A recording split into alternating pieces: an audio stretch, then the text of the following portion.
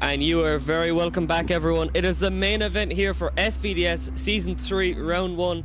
And look, I am joined by the amazing Brendon Patrick here. And first of all, look, or Brendan Carter. Oh, I was going to say right that. off the bat, I'm wrong. Right, I'm getting a bit confused here. Brendan, look, I was straight off Instagram, you know, getting a small bit confused. But look, this just shows how excited I am here for battles here. Look, qualifying was fun and all, but let's be real here, Brendon. It's just qualifying qualifying, it's just a teaser for what is on for tonight. Battles is always just the best part about drifting. That is right, Luke, and we've got some exciting battles coming up. The grid is very, very unexpected to what we thought. There was a lot of shake-ups in qualifying, but hopefully we can give these guys the chance to prove themselves. And we're kicking off with Ernestus, Yakublis and Adrian Algreen, which is going to be a very cool battle of the S chassis, S13 versus S14. So yeah, look, we're going for two very different looking S chassis here, though. The kind of the bright yellow, like nice livery, to the plain black. Both cars look really aggressive, really cool. But we are right off the bat, right into it. Look at this small bit of separation coming into outer zone 2. Closing the gap there from Adrian Algreen, not doing a bad job here, but look at Ernestus here, showing why he's top qualifier already, coming all the way through here. Obviously, these guys are ranked from 32nd up against first, so theoretically, the higher qualifier you are, the easier battle you should have. But look, it's anyone's game here, especially in top 32. This is the one you just want to get past you, but Ernestus there doing a real nice job putting it right up to the white line. Adrian there had some moments of greatness there, like he was on the door, but overall I think he could have just been a small bit more aggressive in that run, Brendon. Oh yes, definitely. Adrian putting up a good fight, but Ernestus showing that he has got the pace to be contending with. So it's going to be interesting to see how that, when we flip this around, as you can see how Ernestus does with Adrian's pace, and see how well he could kind of mimic the pace of Ernestus' lead, essentially. So it's very two different styles of drivers, but here we go, coming across the line, and Adrian flicking in with Ernestus coming through. A bit of a nice little dive onto the outer zone, on the bank, coming down. The street's a bit choppy on my end, so it's a bit hard to see, but as you come through into the transition onto this outer clip, coming around the big sweeper, Ernestus coming through with a lovely bit of proximity, keeping it nice wheel to wheel almost, with that pinpoint precision chasing, as we can see from the previous seasons. Coming into the last transition here, coming into that last, a bit of a tie drop from Adrian there, but very nice lead and chase from both drivers. Yeah, look, I think it was made very clear there, the difference between a good driver and a great driver. It just shows there why Ernestus top qualifying last night, because look, Adrian not doing a whole pile wrong, but I think just the domination there from Ernestus, especially in the chase there, he just pinned it onto that poor 180SX, and look, really impressive battle right off the bat. I did notice there in Adrian's lead, it looked like he checked up on the wall, maybe I tapped it, could have sent him into a bit of a correction, but we'll have to see what the judges think. We're just lowly commentators. I mean, I'm driving, but we all have our own opinions, but in the end, we're not the ones that are actually making the decisions here, so we'll have to put our faith into the judges. And once again there, by the way, Adrian just putting in a small little thing there to give a little shout out there to Legacy Tandems, and another big shout out there to all of our sponsors who make SVDS possible there, from FrontSide Racing, Kaptured Media, Mclellan Motorsport, Edmonds, GT. No, sorry, we have a decision. We have a decision. We're going to take a little bit of a break there from our sponsors. I guarantee, though, we're going to hear a little bit more from them later. But look, we're going to take a little break to wait for this judge decision. And there you go, Ernestus going on through to the top 16. So look, once again, the qualifying format proving itself to work. The first qualified driver there, beating the top 32 or the 32nd place qualifier. So look, I definitely think the format works. Theoretically, you have an easier battle the higher qualifier you are, and this is a really exciting battle. Oh no, there is no battle, sorry. There is a buy run. So here's a man who will be delighted with this, Harvey Cundy, good mate of mine there from Darius Motorsports in Form 7. It's his first actual Assetto Corsa comp. So yeah, really looking forward to seeing what this guy can do later on. But look, just a little bit of a taster of what happened yesterday there. Harvey not doing a bad job, just getting a run on the board. And yeah, he didn't do a bad job there at all in qualifying last night, so he didn't. And might I mention, Brendon, he is still using a Logitech G29.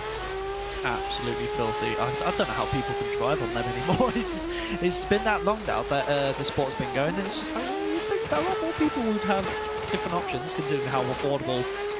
You've got the CSL DDs from Fanatec, the Mosers. Generally, like the DD market's becoming quite affordable now, and I don't know. It's maybe obviously the G920 you can't go wrong. I think what it is a lot of people start on like CarX and everything, Forza, and they're just kind of messing about. They come onto Assettos, try it out, and they think, I like this, and it just becomes they come in a bit leveled in the sense of equipment, but it just proves that sometimes you don't even need the best gear to compete with the big boys.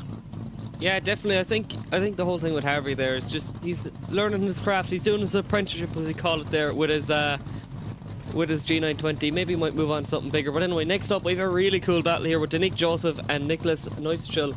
So look, it's E92 versus Nissan Power, but not your normal Nissan. It's a Nissan Skyline R33. We're just complimenting how cool both these cars look in their own different ways. And obviously we did notice there Denique last round, and qualifying last night, he is the king of warming his tyres. So let's see, did he get those tyres warmed up here as we come in? Look at this big dive from Nicholas. So a bit of a correction coming in there. Denique though not doing a bad job here so far in the lead. As we come in into this inner clip, we saw a lot of drivers getting caught out here, but it's not catching them out too much here as we transition back over. Nicholas not doing a bad job. He just needs to get a little bit more aggressive. He needs to get back up onto the door as we come into outer four now.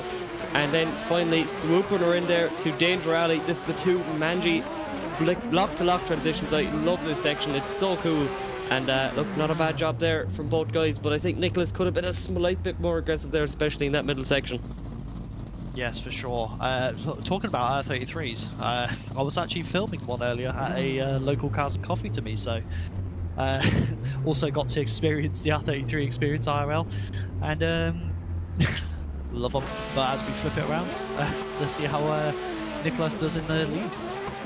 Yeah, for sure. Let's see what can Denique do to. Oh, and I've heard there that it is a restart, so obviously Joe just finding an issue there, potentially someone hitting a cone.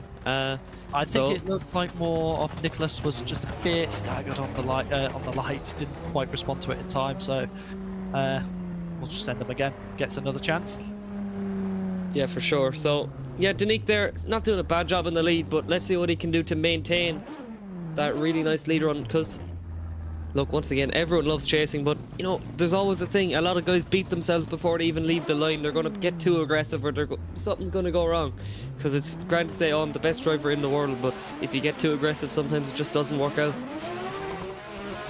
Oh, here we go. Initiating in, Nicholas in the lead, Denique in the chase. Coming in with a big dive from Dean Joseph onto the bank, coming down really, really close, maybe showing up a bit of angle, causing a bit of a surge, but he's keeping it going. He is not backing down. He's like, Nicholas, I'm here, I'm on your door. I am not backing off. It is amazing to see. He's an absolute unit of a driver, especially from the mini comp that I was playing in last night. But as we come into that last transition, Nicholas keeping a nice lead line for Denique to follow, and an absolute textbook run, masterclass from both drivers. Yeah, really nice job there from both guys. And look, you can just see a slight. It's weird now. You see some slight differences in the run. Obviously, you saw that Nicholas had a lot more proximity coming into it. Then he started to shallow out a bit. This is where Denique started to take over. But yeah, definitely, it's not the easiest track in the world. We were mentioning it is probably one of the hardest on the calendar this year, Brendon. Oh yes, as we were hearing from our head judge Rise earlier, that it is definitely one of the most. Well, it was. He said in briefing that it was definitely the hardest layout of the season from the looks of this. So if you now is the time to show yourself. This is the time to prove that you want to be the best. And as you can see here, these guys are absolutely sending it in and trying to prove that. And just looks like Denique. Denique. I almost said the wrong name. Denique definitely proving that he is an aggressive chase driver. But as we've got the results here, swipe right. Oh. No, not quite. We're not quite finished with the replays there. So obviously Denique there looking to shout out Team Sync. So look, it's always nice to see these guys getting a bit of team game on board, because I think when you have a good bunch of mates and stuff and you all get along, it just makes the game so much more fun. And certainly it makes you go have a bit more confidence coming into a comp, just knowing that you know you have a group of lads there supporting you. So we are ready for our result. We have, so swipe right for Nicholas, swipe left for Denique Joseph, and it goes to Denique. So yeah, Denique there, you could nearly predicted. And again, like I'm going to say, look, we're going to need to get a penny counter here for the amount of times I'm going to talk about the format of qualifying. It is proving itself that the higher qualifier so far has put themselves through, aside from Harvey Cundy, but he had a bye run. So yeah, not doing a bad job there, Denique. And look, unfortunately, we have to say goodbye to Nicholas. But look, he had put down some amazing runs here so far this weekend, and I cannot wait to see him potentially back for round 2. Oh yes, and can we just talk about the beautiful overlay that our good stream manager Blackout has done? I'm loving the way this looks so far, like with the little animations and everything. It looks so good. I love it. It's beautiful, beautiful, beautiful. But as we can see here, we have, well, it's definitely. It seems we have Denique Joseph back. So it's Darius the Striker versus Jake Davey. So this is the battle of the S15s. This is going to be two very different cars here, completely custom, all this kind of stuff. And then you just have the VDC public car. So obviously Jake Davey, really cool driver in the real world anyway. So nice to see he's dipping his toes into the virtual world also. He will be competing in the Irish Drift Championship this year. But look, Darius is just a veteran there virtual drifting. So it's kind of a David versus Goliath battle here, Brendon. Oh yes, definitely. Darius is definitely one to try and take down early on, as he's proven in Season 1. He took the championship for Series 1, and then his teammate Ernestus took the championship in Season 2. So these two are definitely the ones taken out.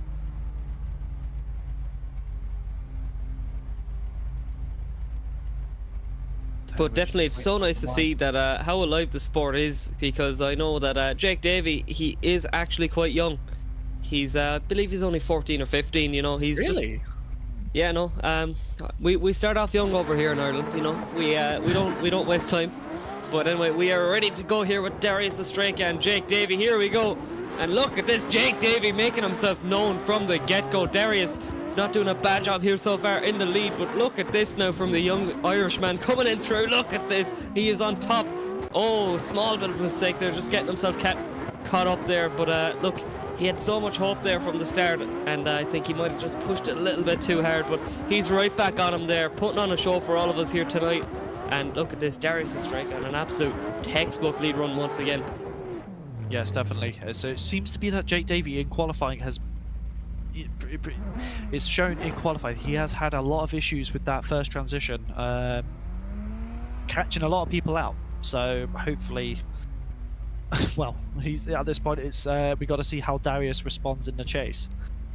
Yeah, for sure. Look, it's not over till it's over. So look, Jake Davey there.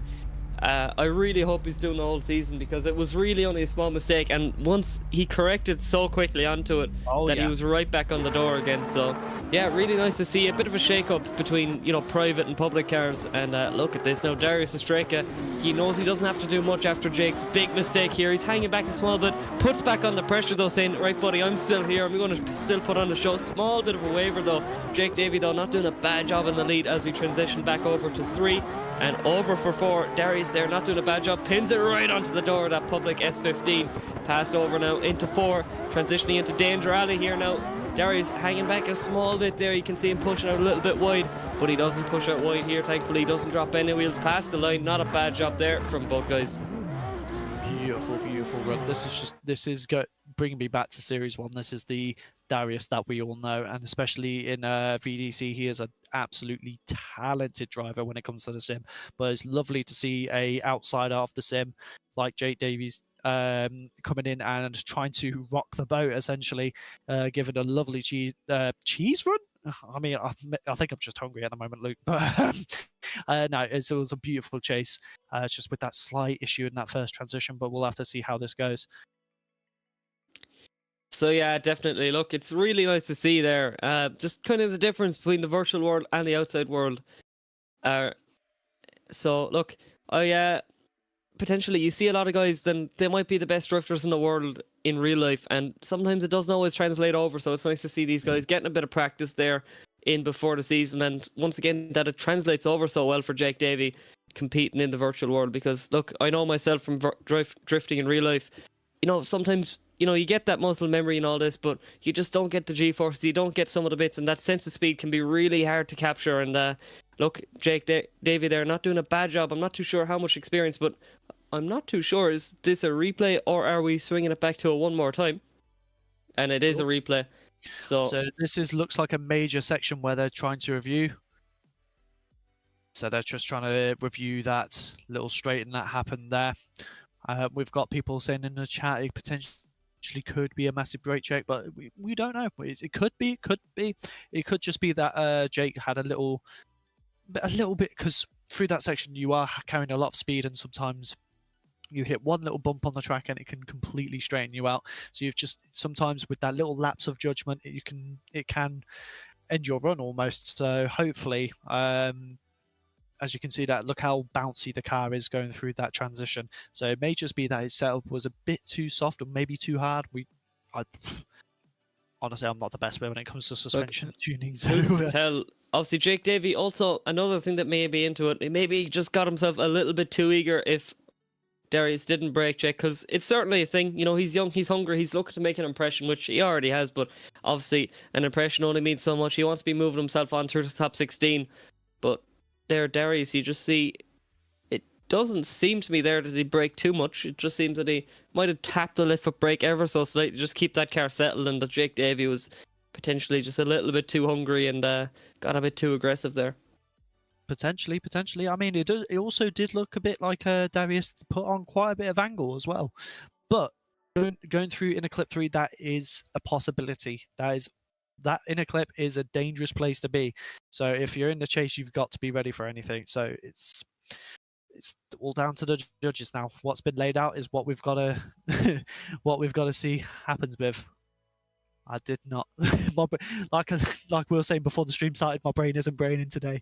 It's been a very, very interesting day for me. So do apologise if I come up with some weird sentences, because right now I'm a bit... This event is very overwhelming. First round, it's a very exciting time. And also nerve-wracking, as I was also competing myself. So the nerves are hitting. So hopefully I can keep them in check. But these boys are really throwing it down hard. So hats off to them. And also a big shout out there to our judging team. You can just see like how long the decision is making. They have to make sure they bring everything down to it a fine-tooth comb and make sure that the right decision is made. And look, I know from judging a few competitions there in the past, it's definitely not an easy job to do. You know, you've a lot of pressure on you from the drivers, people watching, from everything. And yeah, definitely. Look, I nearly prefer my commentary gig. It's a little bit easier to do because you don't get as many people mad at you. Well, debatable. One little thing you say could definitely turn the tides in the comments, but we like to have a bit of chaos, don't we? It's SVDS. It always happens every season, but we're here for the fun. We enjoy drifting just as much as you guys. But a quick shout out to the sponsors though, which is FrontSide Racing, which is I'm not biased. Kaptured Media, Mclellan Motorsport, Edmonstone Garage, GT Omega, Driftland, and Dyce Carriers. And a massive thank you to GT Omega for providing the grand prize of a ART cockpit. They do amazing products. I'm currently sat in an ART cockpit that I own myself. So if you want a good quality cockpit setup, go to GT Omega. They are the ones to look at. Very well priced as well. And they do comfy chairs and everything, which I'm going to be ordering soon. And another thing there on GT Omega, if you do happen to be in the United Kingdom, you can order yourself a lovely Moza wheel, which once again I'd recommend there to Harvey Cundy. Just that G920, just throw it out. I mean, I'm on a R9 V2 myself, so literally all of my equipment is from GT Omega Moza wise. I'm just missing pedals now, so they also have many good payment options. And yeah, it's a very, very hard decision to make with that. Oh, we do have a decision though.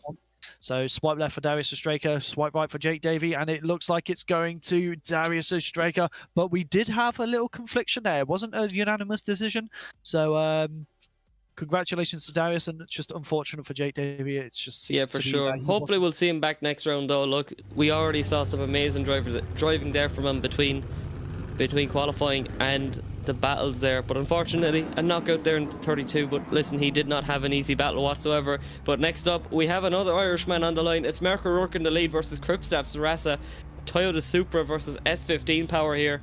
So look, Very interesting chassis combination here, and both these guys are really good drivers, Brendon. Oh yes, Marco Rook obviously proving in the previous season that he is not here to mess about. He is a talented driver, and also Kristaps, I actually lost to him last season in one of my battles, so he is also a really good driver, and he seems to be a lot more comfortable in the S15 this season. So it's also really nice to see Mark's new livery teaming up with Ian. I can't remember his last name. I'm so sorry, Ian. But he has a beautiful K-Series S14 himself. But yeah, it's just been a massive improvement between both drivers, it looks like, from this last season to this season. But Mark definitely trying to prove once again that he can take himself far. Yeah, for sure. I think Mark also, he decided he'd match with the whole SVDS vibe this time with the whole orange car. So look, nice to see that he's you know, it's the kind of thing he walked out the room when he saw SVDS and said, oh no, we're matching, we have to change. But look, they decided not to. I mean, we're in the presence of a celebrity as well with Kristaps. He's clearly brought a +1 with David Bowie on the as an S15. It's I am only ever going to know that as David Bowie now. But it looks like the lights are going green. Marco Rook in the lead. Kristaps in the chase, coming in with that S15, coming in hard, coming onto the bank. Just a bit of a gap, but he brings it in nice and close, bringing in that gap, coming down the bank. Marco Rook doing an amazing job in the chase so far, coming in that in the clip, coming into the transition. Kristaps not backing down, coming in, bringing that proximity, wheel to wheel, just a little waver there in the chase, but he's keeping it nice and close, making sure Mark feels that pressure, coming in through the hairpin. Lovely lead so far from Mark. He's doing a textbook drive, and so is Kristaps. He is absolutely putting the pressure on, making sure he doesn't have space to escape. Yeah, for sure. What an amazing run between these two guys, and this is where we're going to see some pressure now from Marco Rook. He has to pile on the pressure if he wants to make it through the top 16. So look, Kristaps doing a really nice job there in his chase. But anyway, we're going to swap it around. Marco Rook now in the chase position. Let's see what he can do. Flicks it right up into the wall. Look at this now.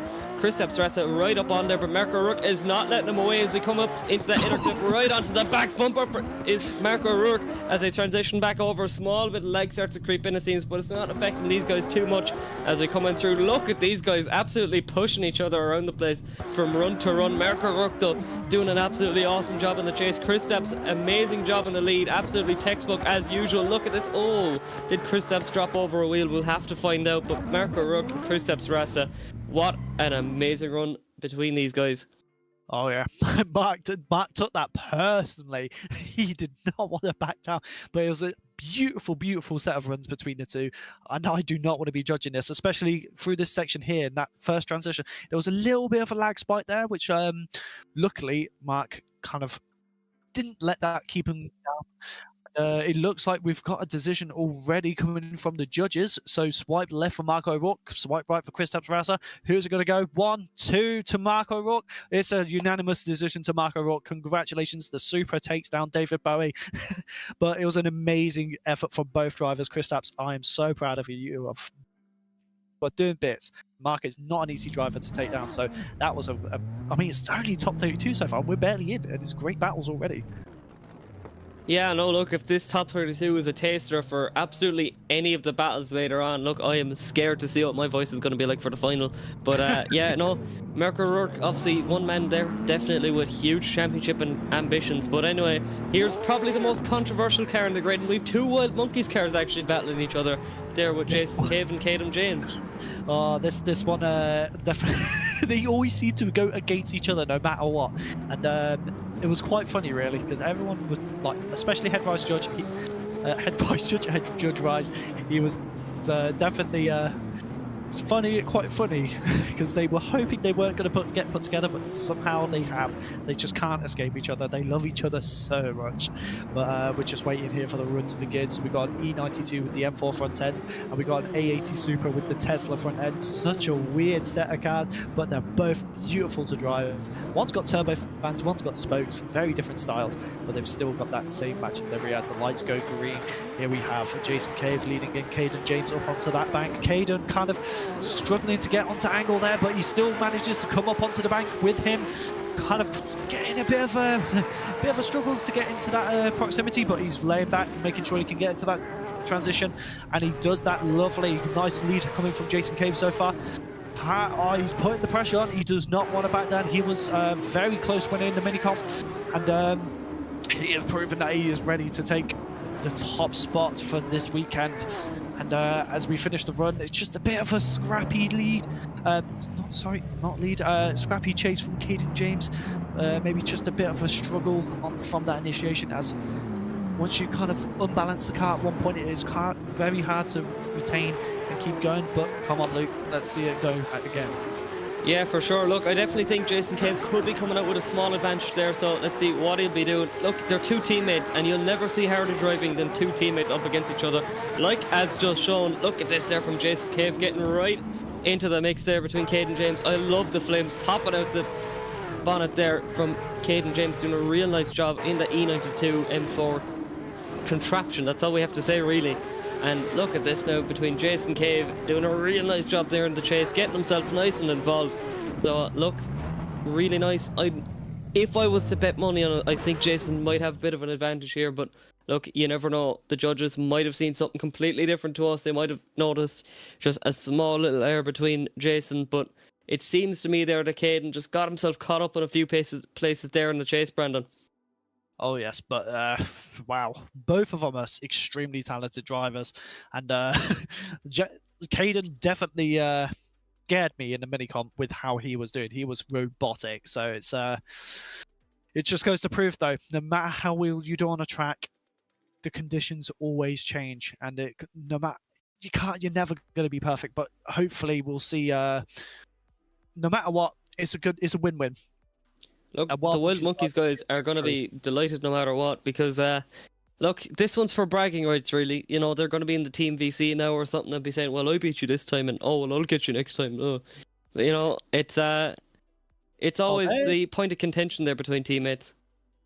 Oh yes, definitely. A grudge is definitely going to begin, but here we go, Ringsland around Jason Cave from Kaden James here. This is so cool. I love it when people do this, and it's even better for me because the media I'm going to get out of this for the after movie is great. Thank you, boys. More stuff like this at the end of the runs, please. Gosh, it's all good for the after movie, but hopefully we'll get. I mean, it looks like they're still reviewing over these runs, see what kind of happened at the start. Oh, I've just heard that we have got a decision. Oh, no, never mind. We've not got a decision. We're waiting for a decision. To be fair, I heard the same thing. So look, we're not gonna blame you there, at least this time. We're getting old. We need hearing aids. That's what it is. Well, listen, this is the problem with spending all these times around these horrible loud cars. You know, we just hearing isn't what it used to be. Oh yeah, definitely that M4. That M4 is very, very loud. And we've just got a decision. So swipe left for Jason Cave, swipe right for Kaden James. I'm almost getting my names middled up. And it is Jason Cave going into the top 16. But it was not unanimous. So that is an interesting call. I've noticed there, Ty is very fond of his one more times. Oh no, that one. Oh no, it was Ty. Why did I think you said Rise? I'm losing the plot today. Look, you're just that excited for battles for all the evening that I'm more excited. I'm more nervous for mine. Well, anyway, next up on the line, it is one of the Racing Team Riga cars of Andres Kleinburg and Jan Matas. So look, E92 versus S14 power, and once again, like we were mentioning there last night, I think it's the only Boss S14 in the top 32, or at least on the grid at the moment. So it is for the season.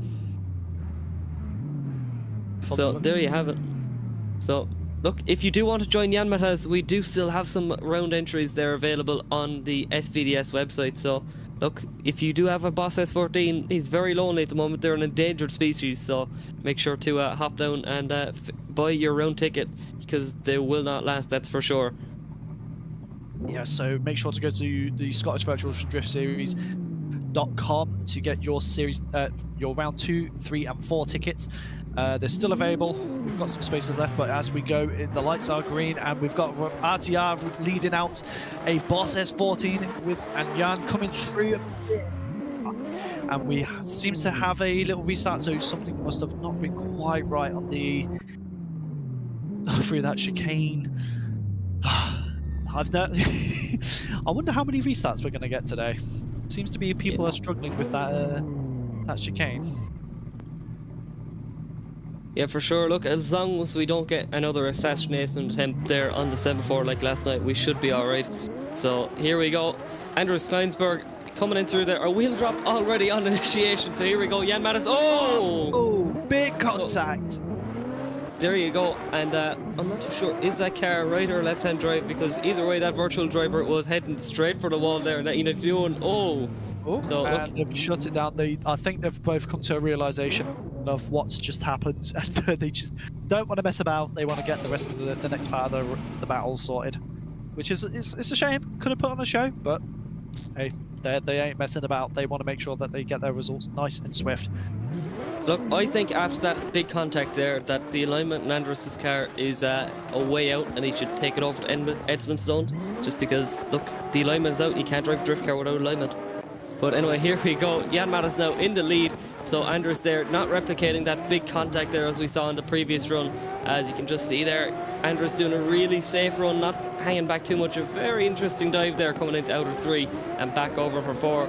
He dials on the pressure here now. Jan Mattis just has to pretty much go full send to put all the eggs in one basket for this run, just to see does he have any chance at all there of making it through onto the top 16, because I think he was just a small bit eager there in his first run, making contact there with Anders Kleinburg. And here's a little replay of this set into, throws on way too much angle, has to correct, and yeah, just catches the front wheel there of that E92, sending it over for the wall.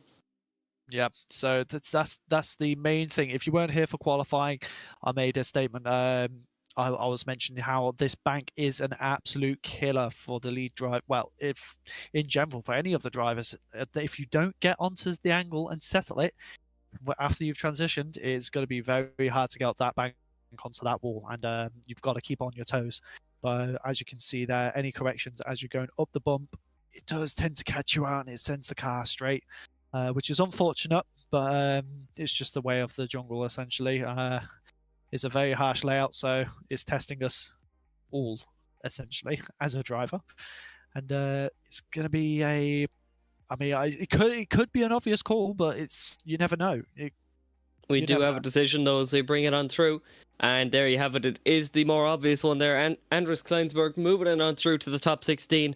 Potentially they're getting handed a very, very lucky one there with that big contact there. But I see that both the guys are still happy out with their set of runs. You know, they're sending it away there, and we do have another racing team Riga there car coming up to the line, and we do have the man from the land down under, Brendon Stacy, coming up to the line in that PS13. So yeah, really nice to see there. Look, people are coming from all over for SVDS, and yeah, I'd love to know what time it is from over there. Oh yeah, I don't even want to think about that, to be honest. I can't imagine how either refreshed or tired he is right now. I'm gonna guess it's tired, if anything.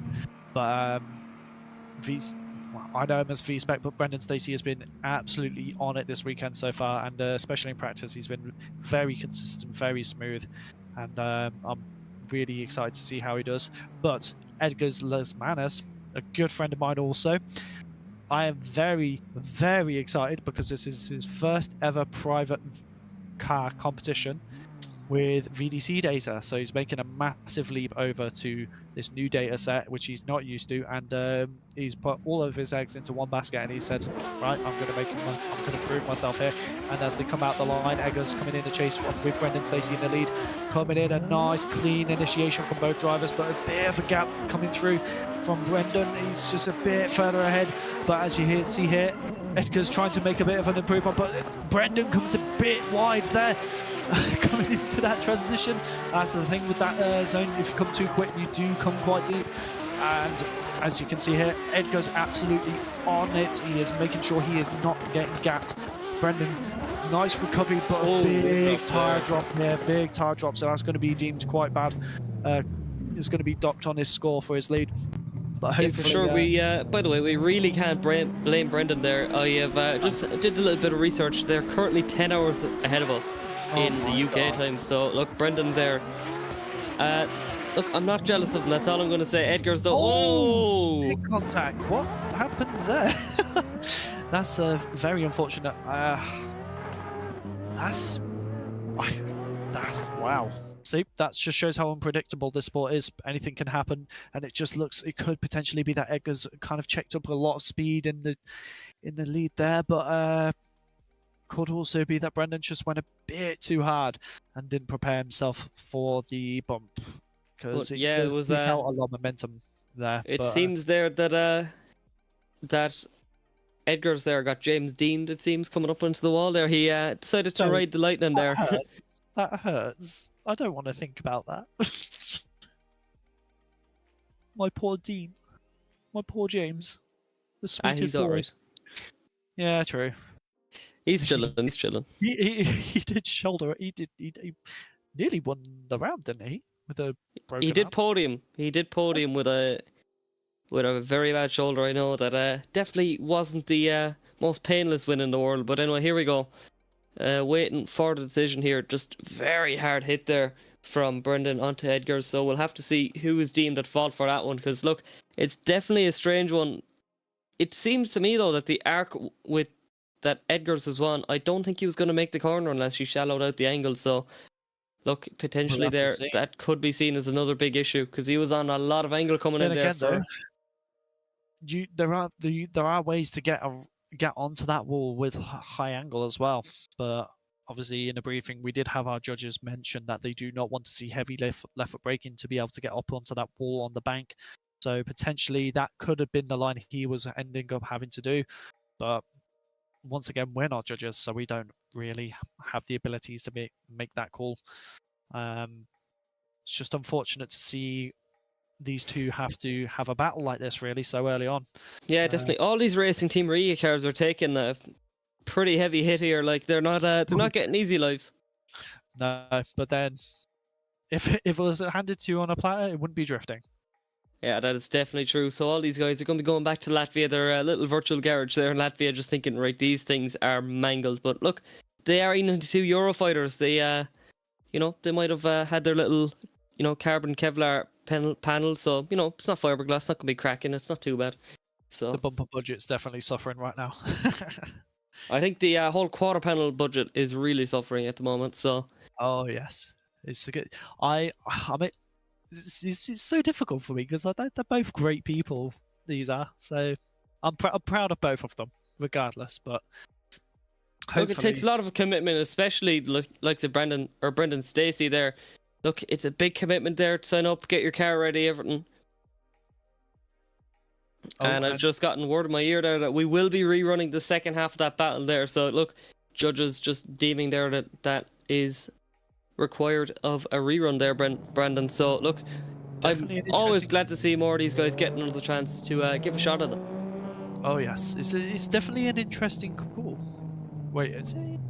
Yeah. So right, so Edgars to lead again, Brendon to chase.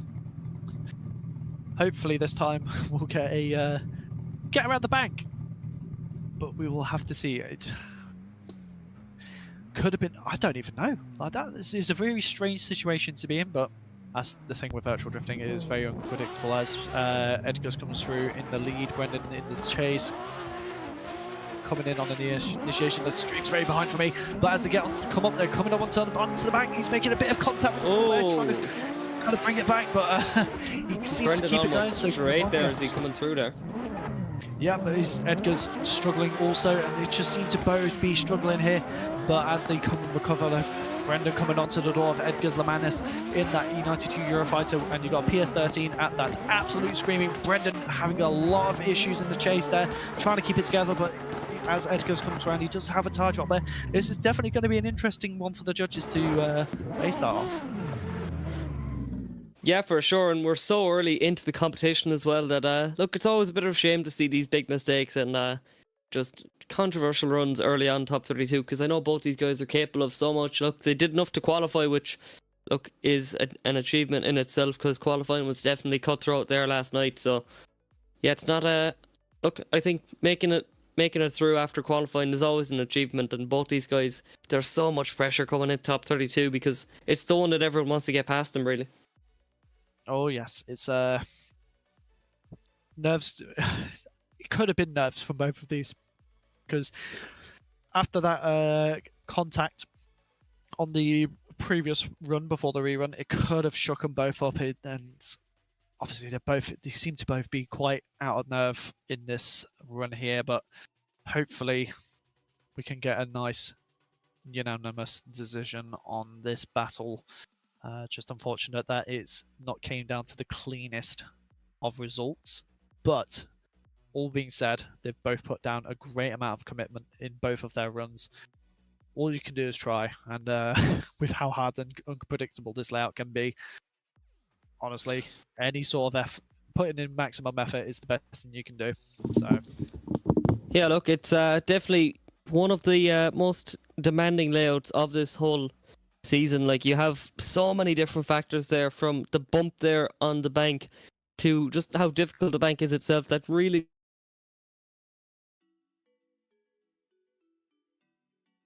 not the easiest layout in the world. no, definitely not.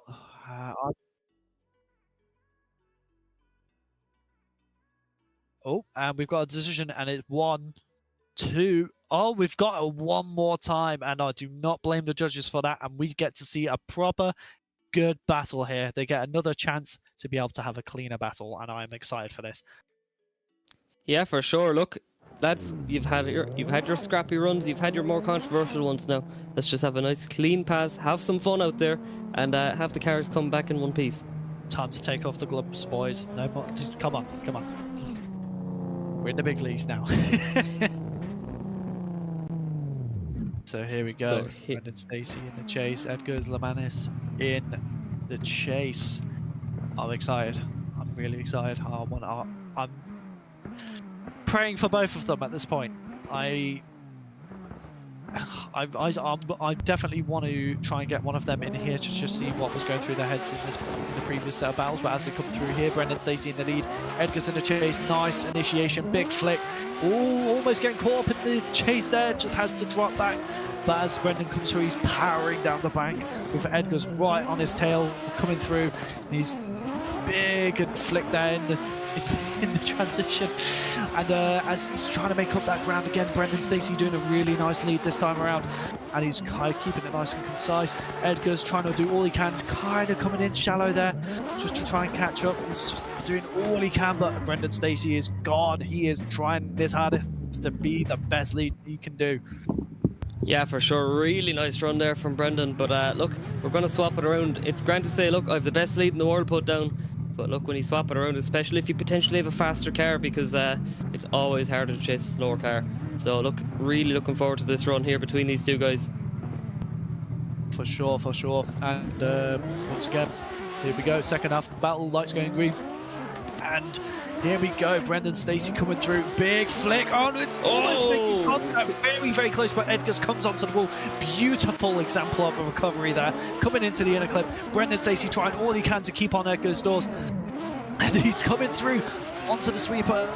Nice wide line coming through here. Brendon making sure he stays there. Could be angling up a bit more to match with Edgars, but he's making a really valiant chase here. Valiant effort in the chase.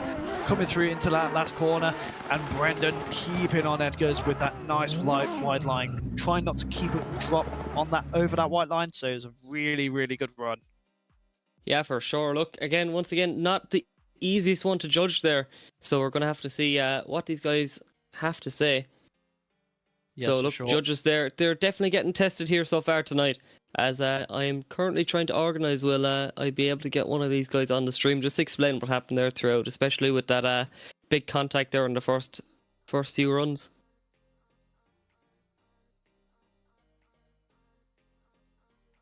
So just seeing if we can get a few of these guys on here. Don't mind me. Just if I'm just trying to do an internet speed test because I seem to be having a couple of issues here on Discord, but hopefully it won't affect me too badly. So if my voice goes robotic, I do apologise because I am not having the best day for internet. But as we see here, two great examples of runs from both drivers, definitely fully committed in. Hopefully, we'll have a good choice of winner here. And in the comments we've got people saying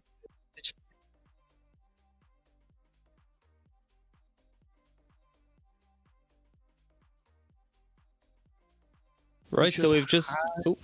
Oh, go on, Luke. You No, can say no, yeah, you can say it. No, you say it. Be my guest. No, I'll be polite. Age before beauty.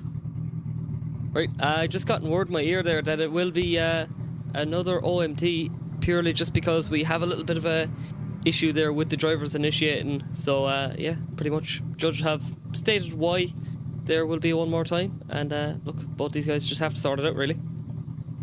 So yes, like Luke was saying, from the looks of this, both drivers are struggling to initiate before the white line, and they're just timing it a bit too late through both of their runs, which means technically they're both zeroing out on each run. So this is the thing, you've got to hit this initiation right. If you don't, you've got a very high chance of taking yourself out. So you've got to make sure you're on it, get to angle before that white line, and you're sorted.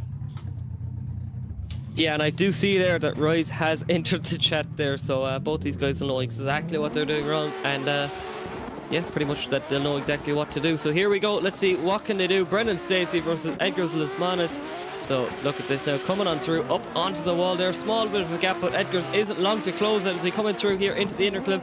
Small bit of a shot up of angle there, as we'd like to see from Brendon. Transitioning over now into 3, back out to 4. Big gap starts to open up here now.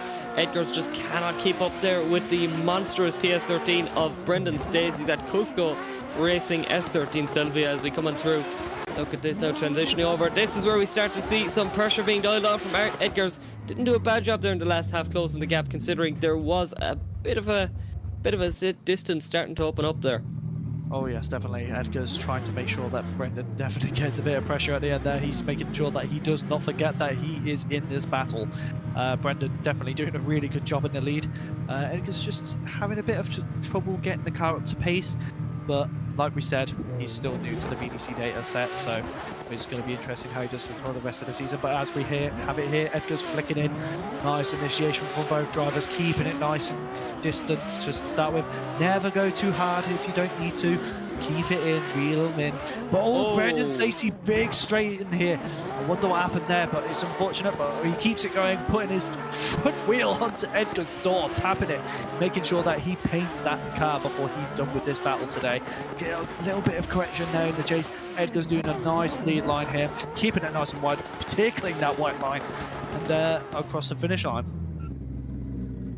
Yeah, for sure. Look, it's been a fairly choppy set of 3 battles there. So, look, you're getting 3 for 1 here. So, look, both these guys, not perfect, but it is sure entertaining. So, I said you buy one, you get 1 3. Yeah, exactly. So, is it public? I think I said that wrong. Oh well. It's buy 1, get 2 free. So anyway, here we go. Yeah, that's it. Waiting on the judge decision. Just really nice replay system. Once again, we just have to commend Black out there for upping the production quality every season. It's just chef's kiss. Oh yes, and one of the things I like about this battle is they're both black, white, and red, but they flipped. Like they're complete. It's almost like a negative version of each other's colorways. So you've got one that's more dominantly white and black, and then you've got the trim of the red, whereas you've got Edgars' car, which has got the very prominent red, black, and then the white to be the trim. And I just think that's a nice perspective, but like a nice contrast between the two. Yeah, for sure. Both these cars look absolutely amazing. Really nice to see how well pretty much every car in the grid has turned out. Like, you know, I'm constantly commending all the people that, I just do notice how severe there the straighten was from Brendon Stacy. I'm not too sure, did the wheels go straight there, which by right you would think that would be a DQ. So we're going to have to see what the judges think about that one, because it's pretty much a battle of not enough and too much, you know, from Brendon. Oh yes, I mean Edgars did have a little bit of a checkup in his chase as well, going after that transition, but we'll have to see how severe that docks him. And as you can see, it did look like he slightly tapped the wheels do go straight there. Yes, that could be a massive factor in this. This is definitely a hard one to say the least, but we're making sure that they take care. But we've got a decision: swipe left for Brendon Stacy, swipe right for Edgars Lasmanis. RTV versus the Australians, and it looks like it's going to Brendon Stacy, but it is not.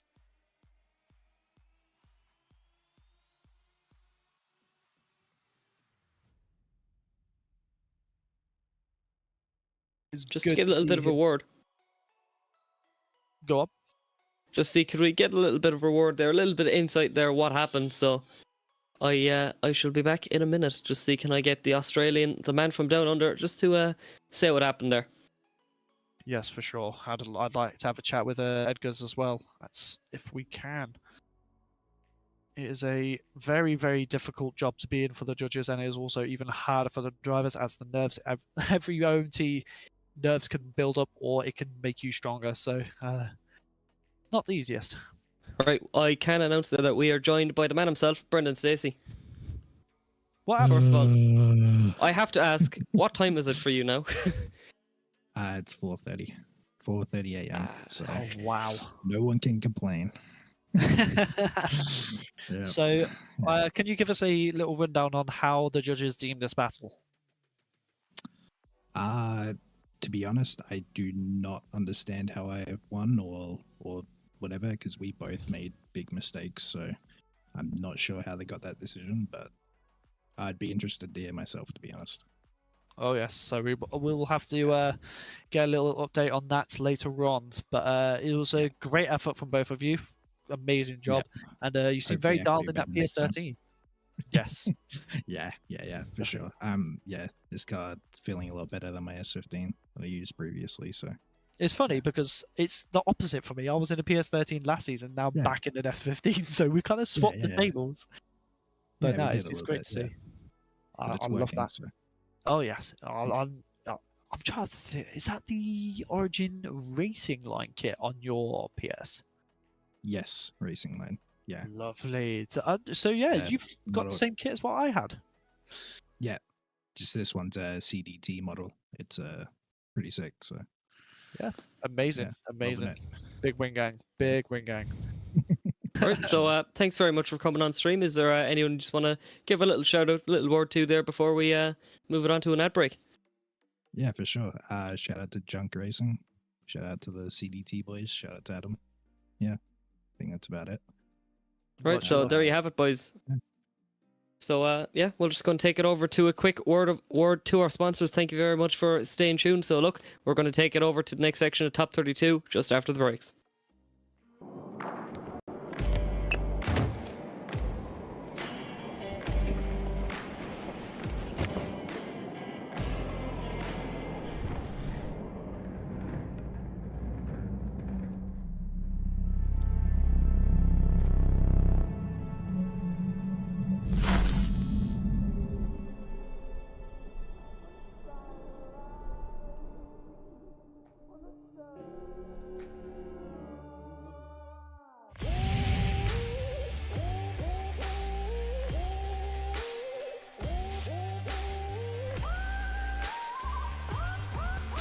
GT Omega.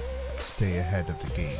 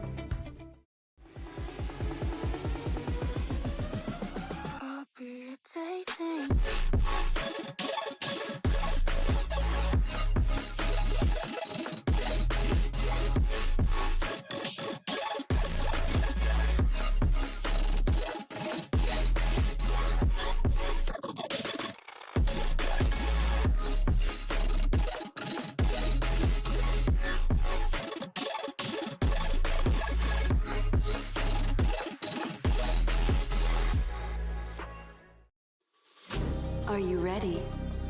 I'm ready.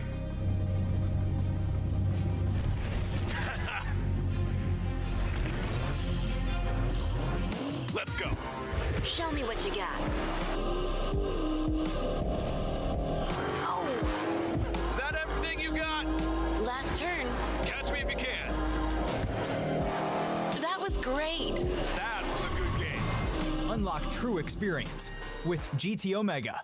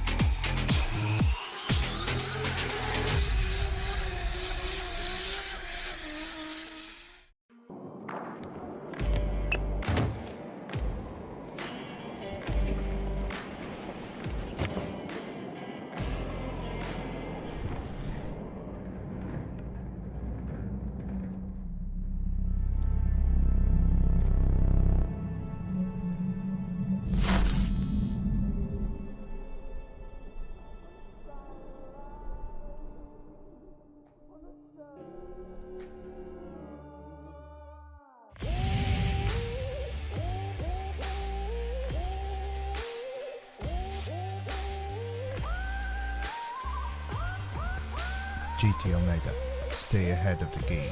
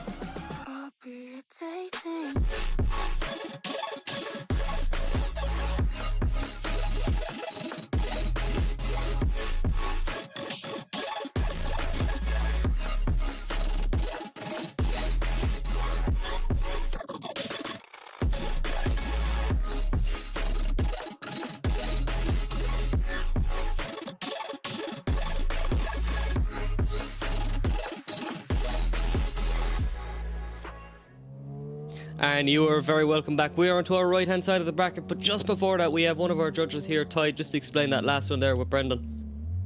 Yeah, Brendon and Stacy ended up getting the win there as 2-1. I had it going for Lisis, but I'll explain it after. The first two battles were one of the reasons it was an OMT is because both chase drivers failed to initiate in both battles and both OMTs. Not both OMTs, the first one and the first OMT. And in the second battle, both Lisis was very far from the chase, very far from the lead in his chase, but he did initiate before the line. And the second OMT on my screen, Brendon did not initiate in time. He initiated way after the line on my screen, but that wasn't the way for the other two judges. So the other two judges gave it to Brendon because they saw that he initiated before the line. So yeah, they gave him the win, but I gave it to Lisis because I saw that Brendon wasn't initiated before the line. All right, yeah, perfect. So there you have it there. Just anyone who may have been confused over that decision there, just making it as clear as possible, making it as pretty much just making sure we're as transparent as possible so that you guys know what's going on. It was a pretty weird battle to judge. There's a lot of mistakes in them, so it took a pretty long time to judge them.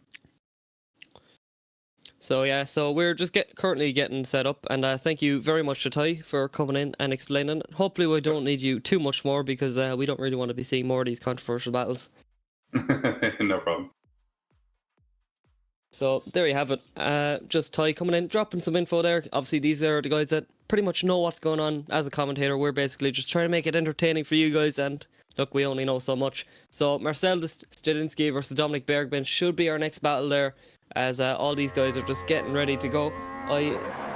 So you may notice that we are not currently joined by Brendon. He'll be one of the next battles there. So Marcel coming up into the first outer zone, back out to 2. Let's see this now. The Burgerman himself in that Stuart Mclellan E36 coming right onto that M2 here, coming all the way up into that inner clip, and oh, big contact there as we transition over. So look, big mistake there from both of these guys. More contact again. I don't know what is coming on here, whether it's Marcel slowing unexpectedly or Dominic just getting a little bit too aggressive as we come on through here. Marcel there, aside from the context, not doing a bad job there on his lead line, so we're going to swap it around. Very interesting one there to watch. So look, not perfect there. So Dominic, it seems to me potentially he may just be just getting a little bit too aggressive. So Marcel, I think he knows he has a bit of an advantage here because look, he was getting hit after hit that time. So let's see, we're going to swap it around now. It's two very different BMWs here, modern versus old. So look, let's see, Marcel Stendinski in the chase, Dominic Bergman in the lead, coming into 1, back over for 2. No contact this time from Marcel onto Dominic. Dominic there doing a really nice job there in the lead, throwing on big angle for that inner clip. Marcel not replicating Dominic by hitting up onto that curb, which definitely makes the car very unpredictable up at the front end. So it seems to me there was a small little puff of brown smoke coming up through there, so it would seem to me that Dominic may have dropped a wheel up on the outside. And oh, look at this now, Dominic throwing on big angle, potentially catching up that chase car. So Dominic, look, it's pretty choppy run from these guys, but overall not doing a bad job there from Marcel Stendinski, so we're going to have to see what the judges think about that one. It seems to me that it's pretty obvious, but yeah, not the kind of driving we're used to seeing from Bergman. So we're going to have to wait for the judge's decision. Once again, big thank you to all of our sponsors here at SVDS, from FrontSide Racing, Kaptured Media, Mclellan Motorsport, Edmonstone Garage, GT Omega, who have brought over a huge prize there for the winner of the championship with a cockpit, Driftland and Dyce Carriers. Without these guys, SVDS just wouldn't be possible. We are currently waiting there on the judge's decision, just bringing it back over for a replay. Look, these guys make sure the decision is made absolutely perfect. You saw there from Ty that, look, they go over this thing with a fine-tooth comb. So we're going to start seeing the drivers. Look, they're going to be sitting there nervous, waiting for that decision to be made.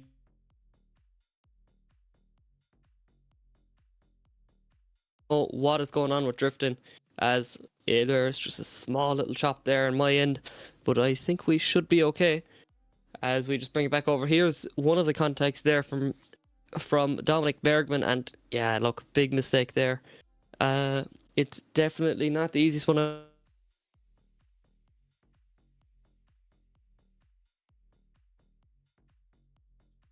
You know, start to get a bit choppy, but we do have a decision here now. Swipe it left for Marcel Stendinski, swipe it right, but it is Marcel Stendinski. So unfortunately, Dominic Bergman bows out of top 32 competition.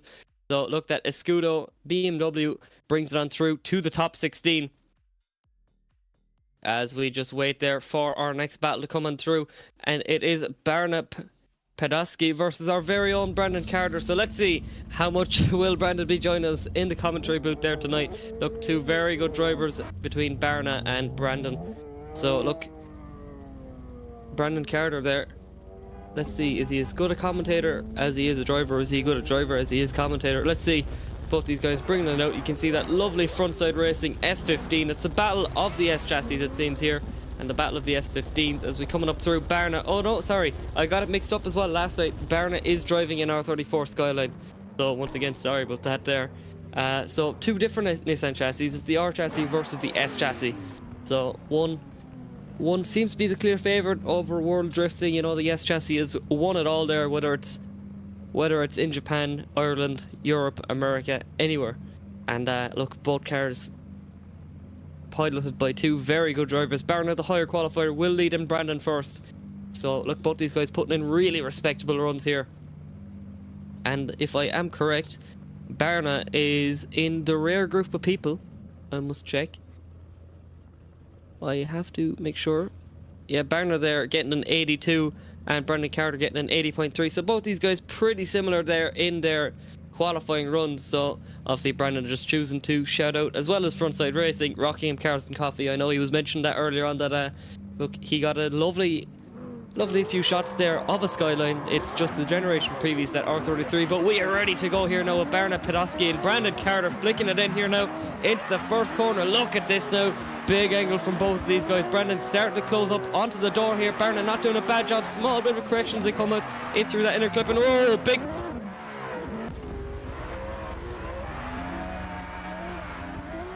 my end, or is it just the stream freezing up on me?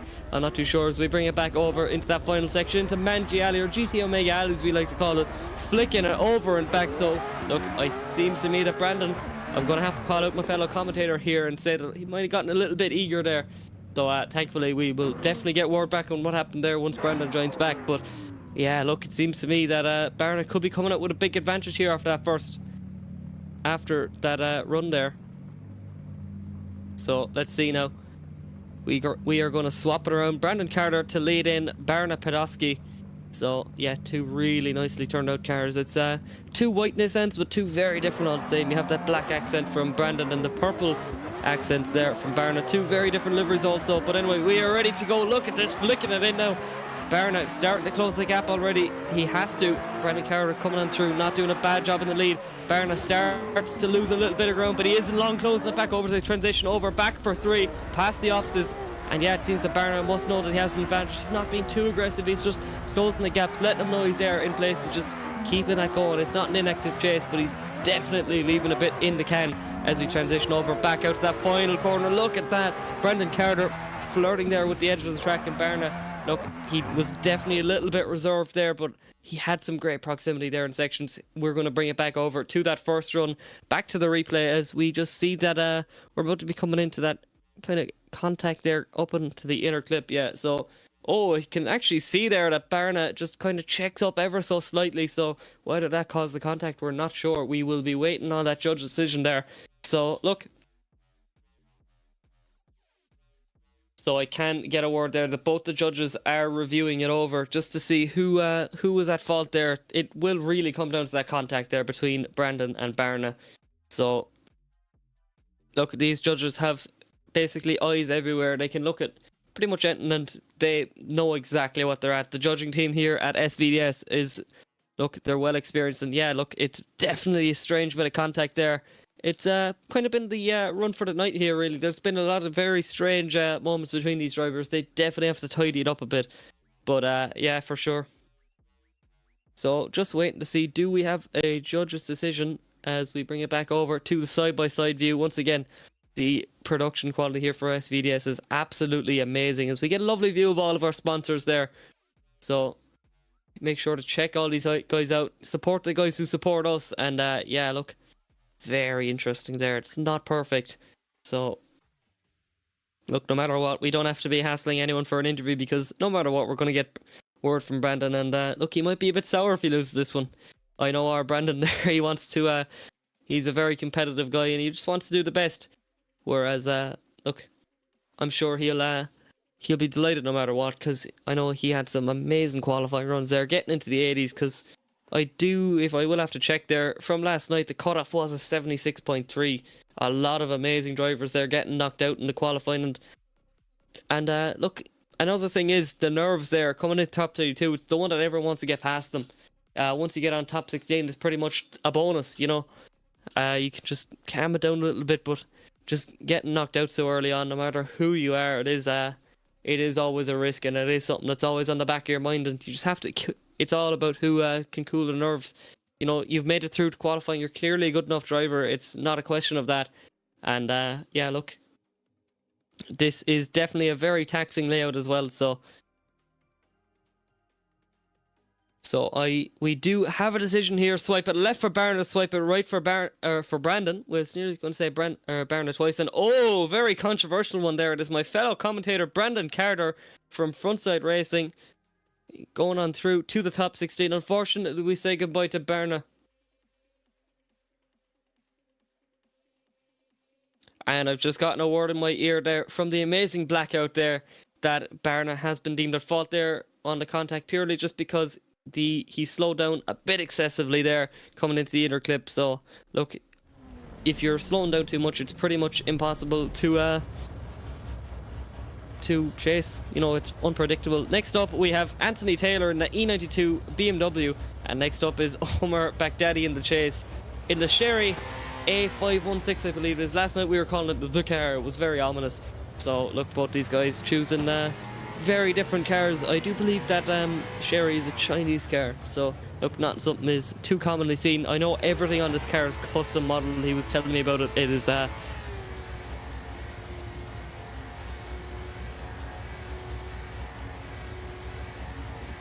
both these guys choosing a shout out. Blake Olsen for Anthony Taylor, then as far Homer. Look, he's obviously a part of the amazing Carbon Drift team, who's sponsored by Strong Wheels and Sicky Manufacturing. But we are ready to go as we flick it in here. Look at the gap starting to emerge. So the E92, the proven chassis, starting to gap that Sherry. But look, Omar isn't long to try and close the gap, but there is still a lot to do here as we come on through into the first half of this run. Anthony Taylor not doing a bad job. A pin perfect lead run here as that Sherry has to close the gap. Look, we know what kind of a car it is now as we bring it in through to Danger Alley, flicking it over and back. Here we go. We see Omar starting to close the gap, but it's still not perfect. That was definitely, look, not where he wanted to be all that run. And I can't say that we were joined once again by our very own Brendon Carter. Brendon, how you doing? I'm so happy. That's my first ever competition win. First ever. So I'm very happy, but this battle looks really interesting so far with the Cherry, not the car, but the Cherry against Anthony Taylor, both two very good drivers. Anthony just struggling to get onto there, but pulling it back, getting onto that door. bringing it in very nice, coming into that inner clip. Very close proximity here, very risky, but he gets it. He's rewarded with that very high risk and keeping a really nice chase into that beautiful lead coming from Omar. We've had a nice little chat after qualifying yesterday, talking about that car. It is a really well-modelled car, and this is so far, he's representing it very well with a beautiful lead line with Anthony putting a textbook chase down. Yeah, for sure. Look, really nice run between these two guys, and yeah, look, the amount of work that goes into these cars. Like, I'm very inexperienced in all this. You know, I'm not a big guy into the modelling side of things, but it's just amazing the work that goes into these cars. And look, the decision may seem obvious from the side-by-side view, but I did notice a small little hop up into the curb there from Anthony, so it might not be as obvious as it seems. But look, it did seem pretty inactive for a long time there from Omar, Brendon. Well, we're going to have to see. I mean, Anthony definitely putting some pressure on, but I hear we have a decision from our judges. And swipe left, Anthony Taylor, swipe right for Omar. Let's see how this goes. So we got 1 for Anthony, 2 for, and 3 for Anthony. A unanimous decision. Just seems to be that it was the difference between the lead chase to chase. Unfortunate for Omar, but hopefully we'll see him in round 2, bigger and better in that the car. I'm going to call it from now on. I am going to make a poster for that. I promised you qualifying is going to happen. And I just want to respond to Rushandy in the chat. I didn't mean to kill. I didn't mean to take him out in the chase. It's just I wasn't ready for that much of a slowdown. It is what it is. Banner did a great job. And I actually filmed his reveal video for his car, so it was a nice little full circle there. But we seem to have Axel Toplin versus the Hand Racing, ACS Drift, Hood Black, Manufacturing Co, Fujinami, and CM Racing sponsored driver William Holloway is in that RX-7. Big name here with that. It's going to be such a cool battle. I love both of these cars, so it's very hard. Like, it's just cool. They're both awesome cars and both awesome drivers, so this is going to be a very interesting battle. So I hope you're watching, Rushandy, because this is your teammate here. So you best be cheering on for him, but it's going to be a very interesting battle, Luke. Yeah, for sure. As we bring it off the line here, it's S Chassis versus the RX-7. As they bring it in through here, William Holloway, such an experienced driver there. Look at really cool driving from this guy. Like, he's immensely talented. As we coming through here, oh, very strange there. Look how smooth William was through there. It seems Axel may have just gotten himself caught up right out to the white line here. That S14 getting himself right involved into that RX-7. Obviously sponsored by Kyle Mohan, one of the biggest names in drifting. You might have seen him there in Formula Drift in America, as we bring it through into Danger Alley, right back out to the white line. Yeah, really nice run there from William Holloway. Axel there not doing a bad job, just that inner clip was a bit sketch. It's just to be going against someone like William Holloway, you have to push it, because we both know, if you've watched him in VDT, he can put the pressure on in the chase. So it is going to be a very interesting second half of the battle, but definitely a big commemoration to Axel for putting on the pressure there. And I'm excited to see how this ends up wrapping up, to see who goes into the top 16. Yeah, for sure. Yeah, we're going to swap it around now. 2 very different liveried car, Brendon. Oh, well, actually, funnily enough, William Holloway's car is actually the livery of his car is made by my livery designer, Angle Designs. He did both the FrontSide Racing livery and his. So there's quite a few cars on the grid this season with his livery. So big shout out to Angle. Thank you very much for bringing our visions to life for our personalities. And yeah, as you can probably hear, I'm still on a bit of cloud 9 from that victory. But as the lights go green here, we have William Holloway in the chase, coming in with Axel Toplin in the lead with that initiation. Big dive from William here, just having a little bit of a gap, trying to regain, but Axel on a very nice lead line so far, coming into that inner clip from William Holloway, making sure he does not let him have a chance to get away, coming into that sweeper with a nice bit of proximity, wheel to door, getting a little bit of a love tap, making sure that he knows that he's there. Axel coming in nice wide line here, and William just making sure that he can put on all the pressure he can onto Axel, and this is going to be a very interesting one for the judges.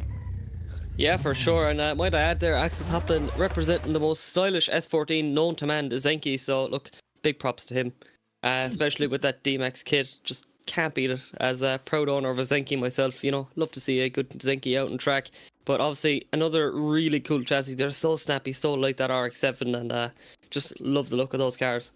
Oh yes, and as you can see here from the side to side, both putting on the pressure in that chase. Look at that!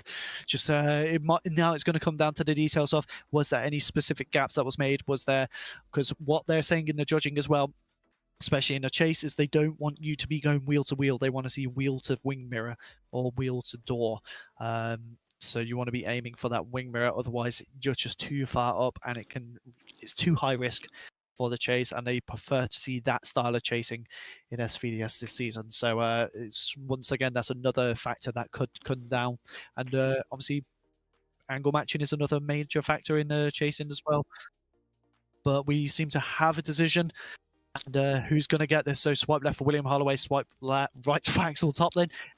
1, 2, and 3 for William Holloway. A unanimous decision. I guarantee Rush Andy Andrea is currently in the chat, absolutely dancing away in his living room or wherever he is by his rig for his teammate. Yeah, just looking at that as well. Like you mentioned, the whole wheel to door thing. If you just look at the side by side view, Williams just already strikes me as one of those guys. He's sitting there and briefing. He must be writing notes or something, because like you saw there, Axel just getting a bit too far up on the inside, whereas William just exactly where you just want to see him. And like, you could be the best driver in the world, if you don't listen to those judges, you're not going to get anywhere. For sure, for sure. I mean, it was a great commitment from Axel. He is a really good driver, and it's a big improvement for him in his new chassis, as he was in an IS200 last season, and he's gone to the S14, which he seems to be much more comfortable in. So it's nice to see. It's a season of improvement for everyone. That is definitely for sure, as I do get word there. It is a very good buddy of mine there, Owen Magner, coming up to the line in that Marco Rook twin Toyota Supra. So look, Owen Magner, an excellent driver there. I know him from driving in real life in IDC. Just what an impressive driver, and he is up against Roberto Camasoni in the lovely GR86. We were complimenting how nice his car looks last night, and yeah, look, two really good drivers. I'm really excited for this battle. Oh yes, I have a very big soft spot for the GR86. I mean, it was a very controversial car when it first came out. Everyone was a bit like, we're not sure about the back end, but it grew onto me massively. I love that car so much. I'd kill to have one in real life. So I mean, I wouldn't mind having an A80 purely just because the value. they're not a cheap car anymore, but I would love to have a 2J powered GR. I'm not gonna lie, that would be my stunning. Yeah, definitely. I think Toyota and Subaru definitely went a bit more risky with designs this one, especially compared to the GT86. GT86, lovely looking car, but I think it's a bit more reserved there compared to the GR86. And we do have an Owen Magner, the Mallow man himself. Can we get all the Irish men in and women into the chat cheering on for Owen? I can see people saying let's go Magner. Actually, I'm not too sure. I must ask Owen, actually, what parish is he technically? Is he Killavullen, or is he more Castletown Roach area? That's what I want to know. I mean, two great areas there for drifting. Oh yeah, definitely. You know, obviously, you've the big Jimmy Dean area there of Castletown Roach, and then Killavullen, you've the two Shannahans. So look, we do have a Roberto up to the line. So look, two Toyota powered cars. So will it be Owen Magner or Roberto? Only time will tell. It's going to be Owen Magner, the higher qualifier, to lead first as we wait off the line. And also, I must mention as well, there was some threats made there in briefing yesterday that if I don't say nice things to Owen Magner, I have a lovely new design on my real-life drift car that they will be peeled off. So I'm under contractual obligation to say some nice things about Owen. He's actually got a really interesting car build coming up in real life for IDC himself, so you might be able to get your revenge if that happens. Yeah, for sure. That's silly. He won't be safe. I'm excited for this battle. Yeah, I am very, very excited for this battle because Owen is a very precise driver. He's very calculated in the way he makes his decisions while he's driving, and I can't remember if Roberto's been in the previous seasons, but it's nice to see newer faces coming into the series to take on the titans that have been dominating the series for the past two seasons. Owen in his previous car, which was an S15. He did really well in that. He was an absolute threat to everyone, and so far is proving to be the same from qualification in the Supra. So let's see if Roberto can take on the likes of Owen Magner and kind of put the pressure on. We'll see how things go. Yeah, definitely. Look, two Toyotas, but two very different cars. You know, two totally different eras, and yeah, Different look, excited to see how it works out. Very Yeah, different definitely. driving. So You know, it's nice to see the more known, you know, big names in the sport, and then the more unknowns. You know, it's always nice to see a wild card come in there. You know, someone that, look, it nearly wants to make them drive a little bit harder, make sure that everyone knows their name by the end of it. So potentially, we could see some upsets here tonight, Brendon. Potentially. It's just can Roberto take down Magna? Because I did in the mini comp. I took both of them down in the mini comp actually on Friday. So that's my little flex. So it's gonna be. I got lucky. I got very lucky. So it's gonna be. It's gonna be a fun time. I hope everyone in the chat is having a good time in this stream, enjoying what we are bringing out. Remember, we do have season tickets left for round 2, 3, and 4 for the rest of the season. So if you go to ScottishVirtualDriftSeries.com to get your entries into that and try and be a part of this beautiful sport that is virtual drifting. And also another massive shout out to all of our sponsors, especially GT Omega for providing the final prize, which is an ART cockpit. I will keep saying this throughout the stream because it is a very generous prize, and obviously I have one myself. Very comfy, very good, and I'm very proud to see how we have progressed as a series. Rice has done an amazing job behind the scenes, making sure that everything runs smoothly in the best way it can. He's done the modding for the track. It looks insanely good this season, but as you can see, the light goes green. Roberto coming into the chase. Owen Magner in the lead. Nice big flick from Owen there as Roberto tries to come up, and it does come a bit shallow and a bit short, but he comes up onto Owen Magner's door into that downhill, straight in there, coming into the inner clip. He's definitely struggling, but he's not making sure he is out. Owen Magner coming around with a nice wide line. Roberto coming in, making sure he is known. Looking pretty good so far. Owen Magner kind of coming in a bit short on that outside line, but he makes sure he comes back in onto that A line, making sure, and he's running that white line, making sure it turns black. Roberto's doing a good job in the chase there. Yeah, for sure. Look, like you said, two very different driving styles. Like, you've a bit more of a crazy driving style there from Roberto, just pretty much on the limit, whereas you've a lot more reserved and like such a technical driver as Owen Magner. I remember seeing him even in a 323i E46 BMW in real life. You know, from the get-go, he's just such a technical driver, but he's a big SR man now, so if he doesn't win, I'm going to blame the 2J in that Supra. So anyway, we are ready to go off the line. Roberto in the lead, Owen Magner in the chase. We flick it up here now, up onto the bank, onto the wall, and oh, a big gap starts to emerge here. I'm not too sure what's going on. Very reminiscent of the last run, but Owen Magner just unable to close the door here. He has to pull off a big move into clip 3, which he does, coming on through here into outer 3 and over for 4 past the offices. Owen Magner starting to pile on the pressure here now. Roberto there doing a lovely job there in the lead position. Owen Magner getting himself caught up a little bit here again as he comes in through to Mangiali. Right back on the door here as we come across the line. Yeah, very interesting one there. A bit of a strange one coming into that first corner. Oh yes, it seems like there was a bit of mistakes from both drivers on this battle. So it'll be an interesting one for the judges. Seems like this bank's definitely the make or break here, to say the least. Especially I mean, I was pretty surprised I managed to get onto Barna's door pretty quickly onto that bank. It's not an easy one. You've got to have your throttle timing pretty well after that bump. The transition is everything. So it's all about your timing and how fast you react. And as you can see, both drivers did struggle a tiny bit with that. But overall, good battle. Very nice line from both of them in the lead. It just seems to be the chase is where the decision's going to be made. Yeah, for sure. And also, we do have a decision. So swipe left for Owen Magner, swipe right for Roberto. And it looks like it's going to Owen Magner. So it just seems that he had a few far less mistakes there. Corrections, yes. I tried to find the word. I'm losing. He's still buzzing off after his win, everyone. So just bear with him.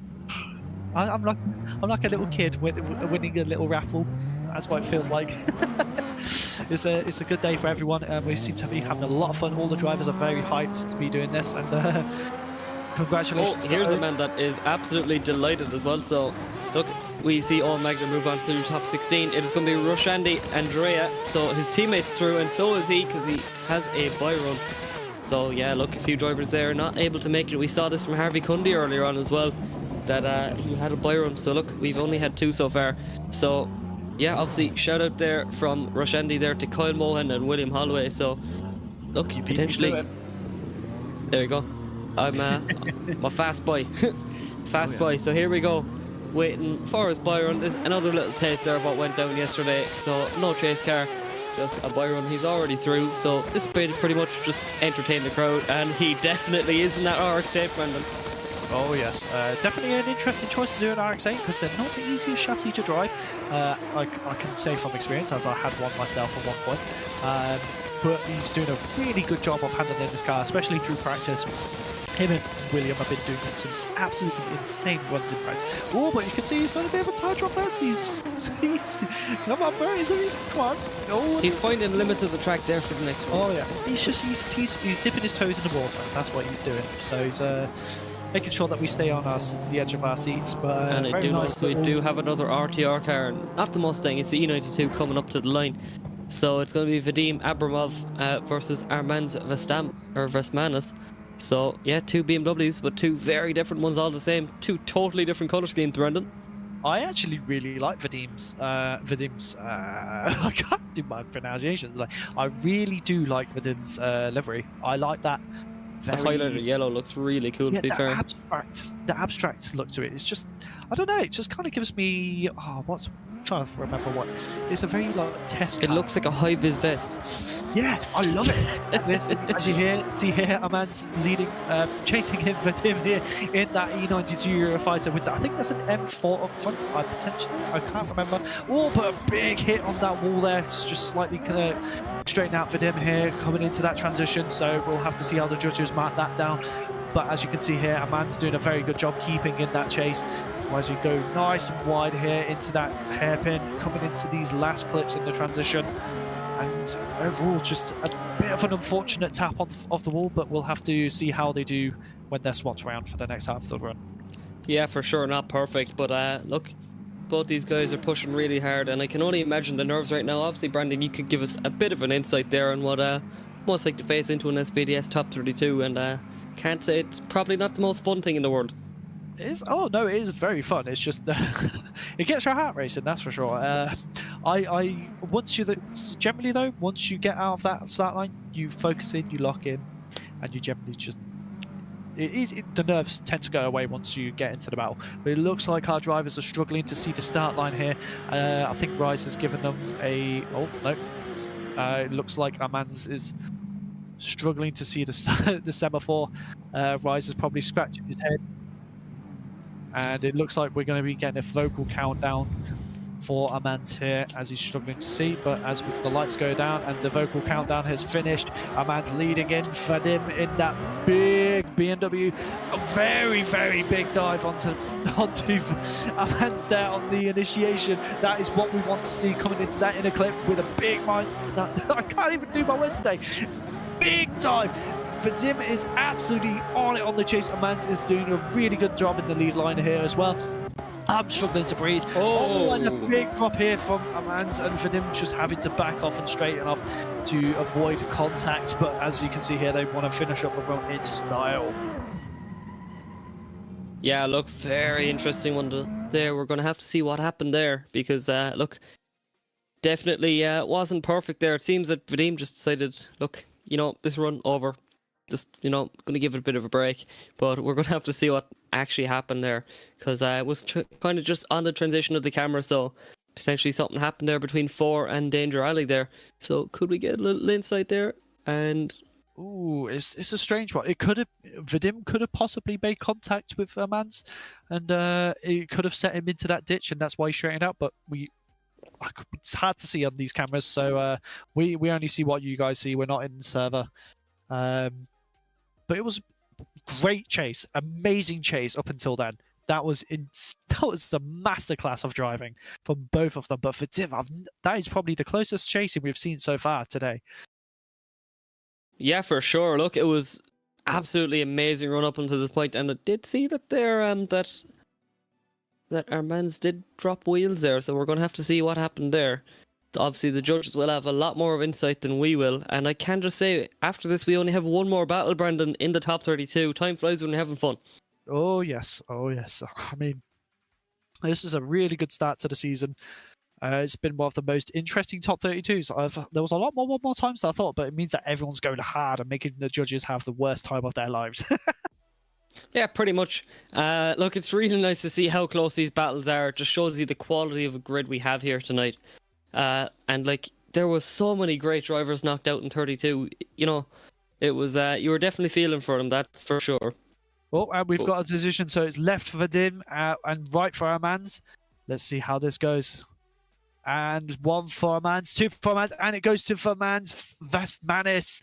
So it looks like that they've deemed it on. I'm going to guess that it was contact going into outside four. Yep, so it was contact going from outside four. He was just cooking it a bit too hard in the chase from Vadim, and sadly he made contact with Vermans. But it was a really good commitment into that chase, just unfortunately a bit too much. Yeah, for sure. And this next one now is to decide who takes on our mans in the top 16. It's going to be Cameron Mustard in that absolutely lovely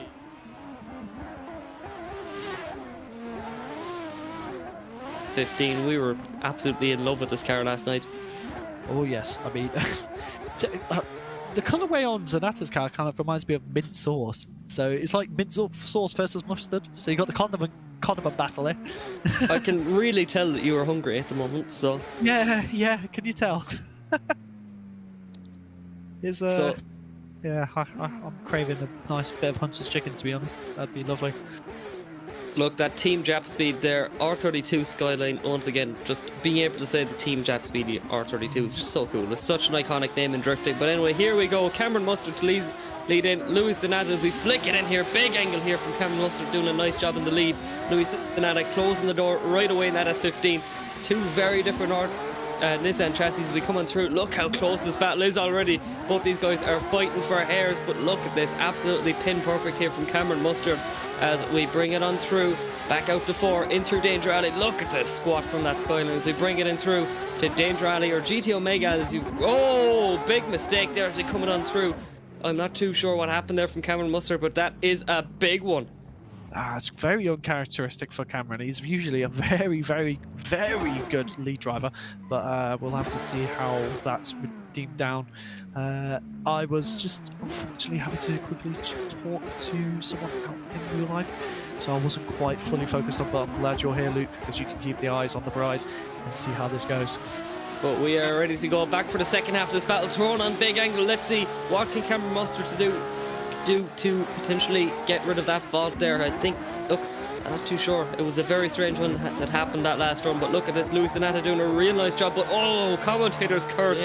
Drops wheels out of the zones. So look, you can see it passed outside zone 4. He has to clean it up a small bit now. So it's not perfect from either of these two guys, and look, we get past a lot cleaner in the second half of this run into that last corner, but look, it's not perfect from either of them. Oh, and I've gotten word in my ear there that Luis Zanata did make contact there between the contact and Danger Alley, so Cameron Mustard getting forced off angle. So look, potentially there could be a very easy decision there for the judges for Cameron Mustard. We're going to bring it back over there. You can see here the wheel drops there from Luis Zanata, pretty much putting the pins on the coffin, unfortunately. Look, such a cool looking car there, Brendon, and be ashamed to see him go in top 32. Oh yes, Zanata definitely putting the full commitment in. He's came into this season definitely with a refreshed mindset, refreshed driving style, and he's been so committed so far.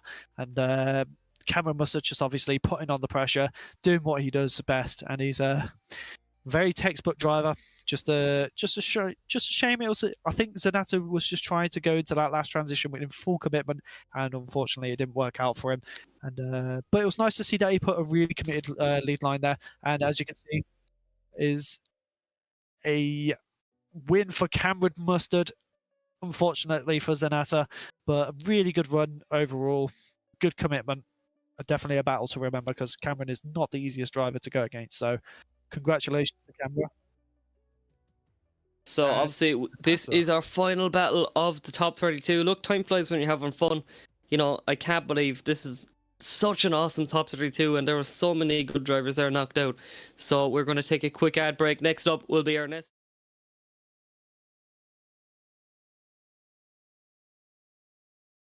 So yeah, enjoy a few words from our sponsors.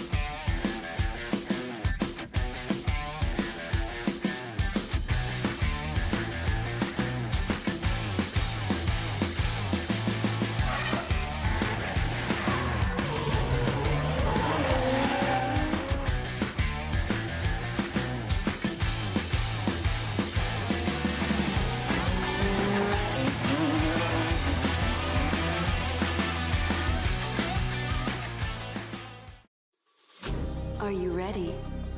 I'm ready.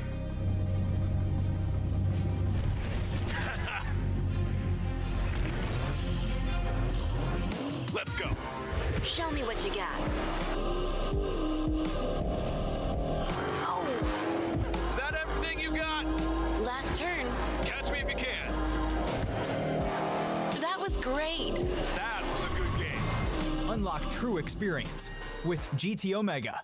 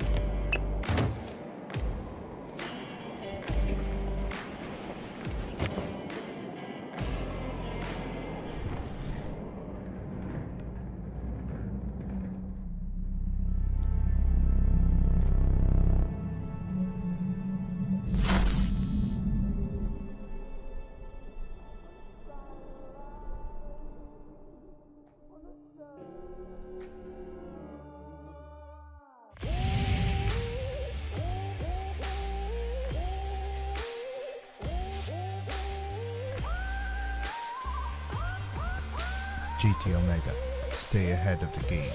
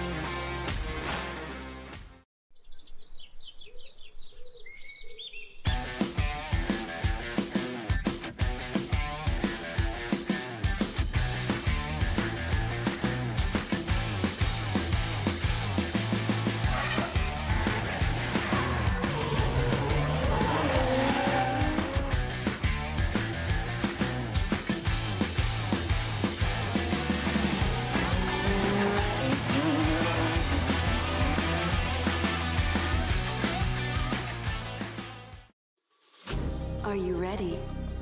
I'm ready.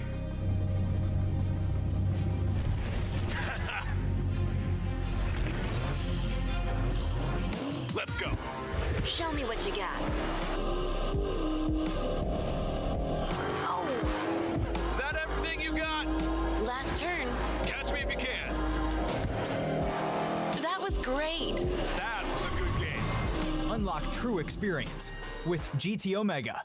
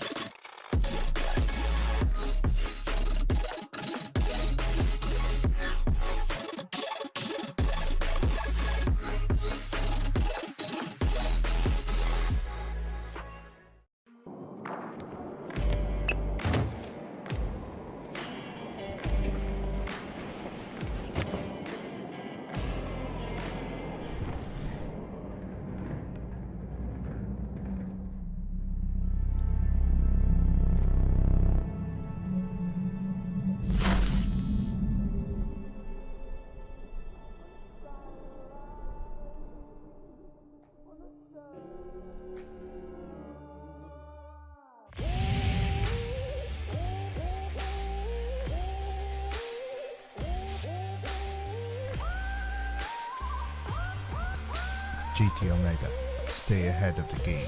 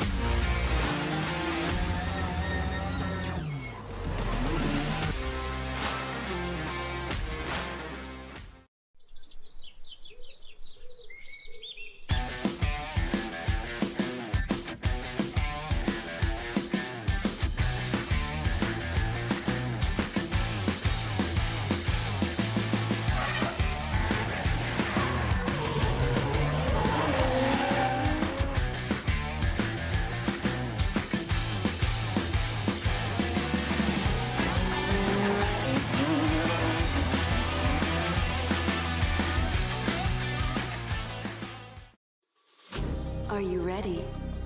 I'm ready.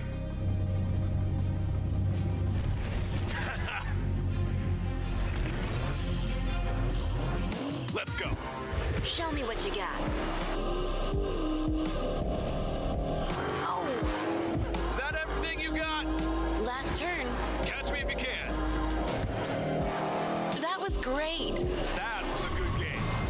Unlock true experience with GT Omega.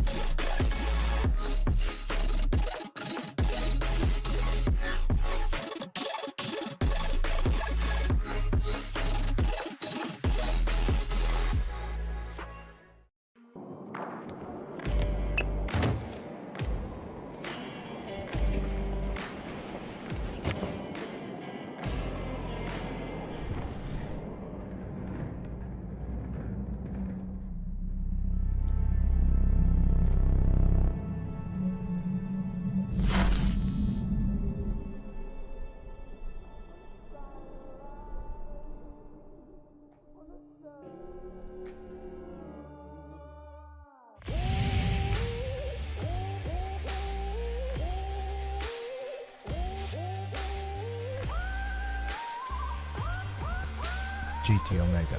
Stay ahead of the game.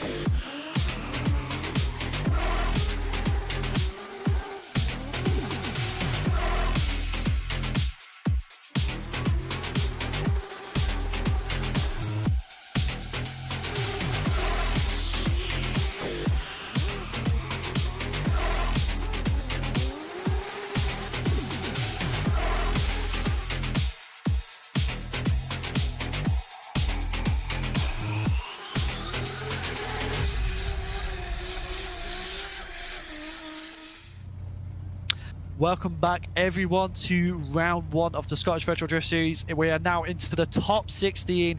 It was a crazy top 32. I took my first win. I'm happy. Everyone else is happy. It's a good vibe. We're all partying. But it looks like we've got Ernestus Yakubulis leading for Harvey Cundy in the chase.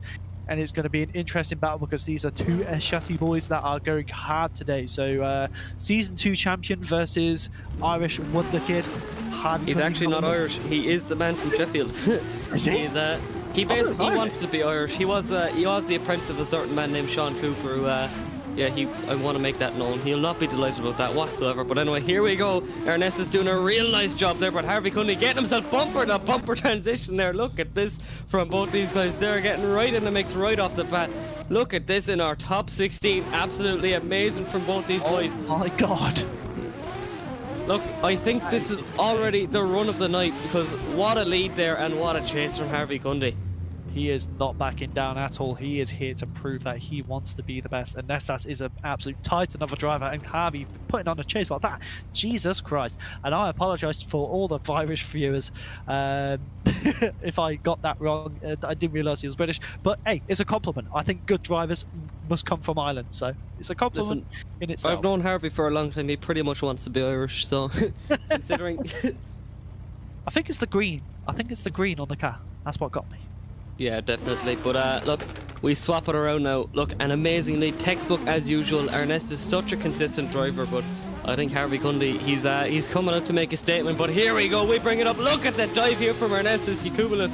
Look at this now, Harvey Cundy not backing down though in the lead. He is not shaken, but Ernestus sticking right with him as he come up through that very interesting inner clip, transitioning over, back out to outer 3, past the office here now, foot to floor. Look at this from Ernestus.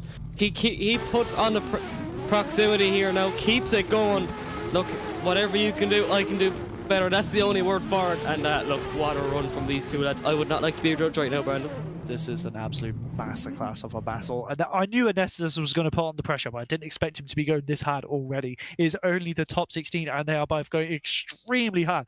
I do not want to be a judge in this one because this is a hard one to judge.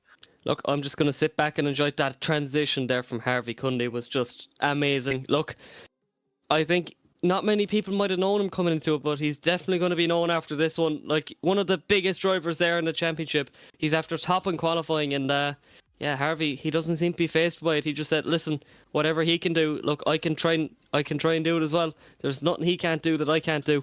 So, look, what a run from these two guys. Just S14 versus S15. I am mind blown from that one. That is definitely the run of the night so far. Oh yes, definitely. I'm speechless. It's hard to pick out the faults in this. It's going to be coming down to the most minute details, both lead to lead, chase to chase. It's going to be a hard one, but amazing work from both the drivers.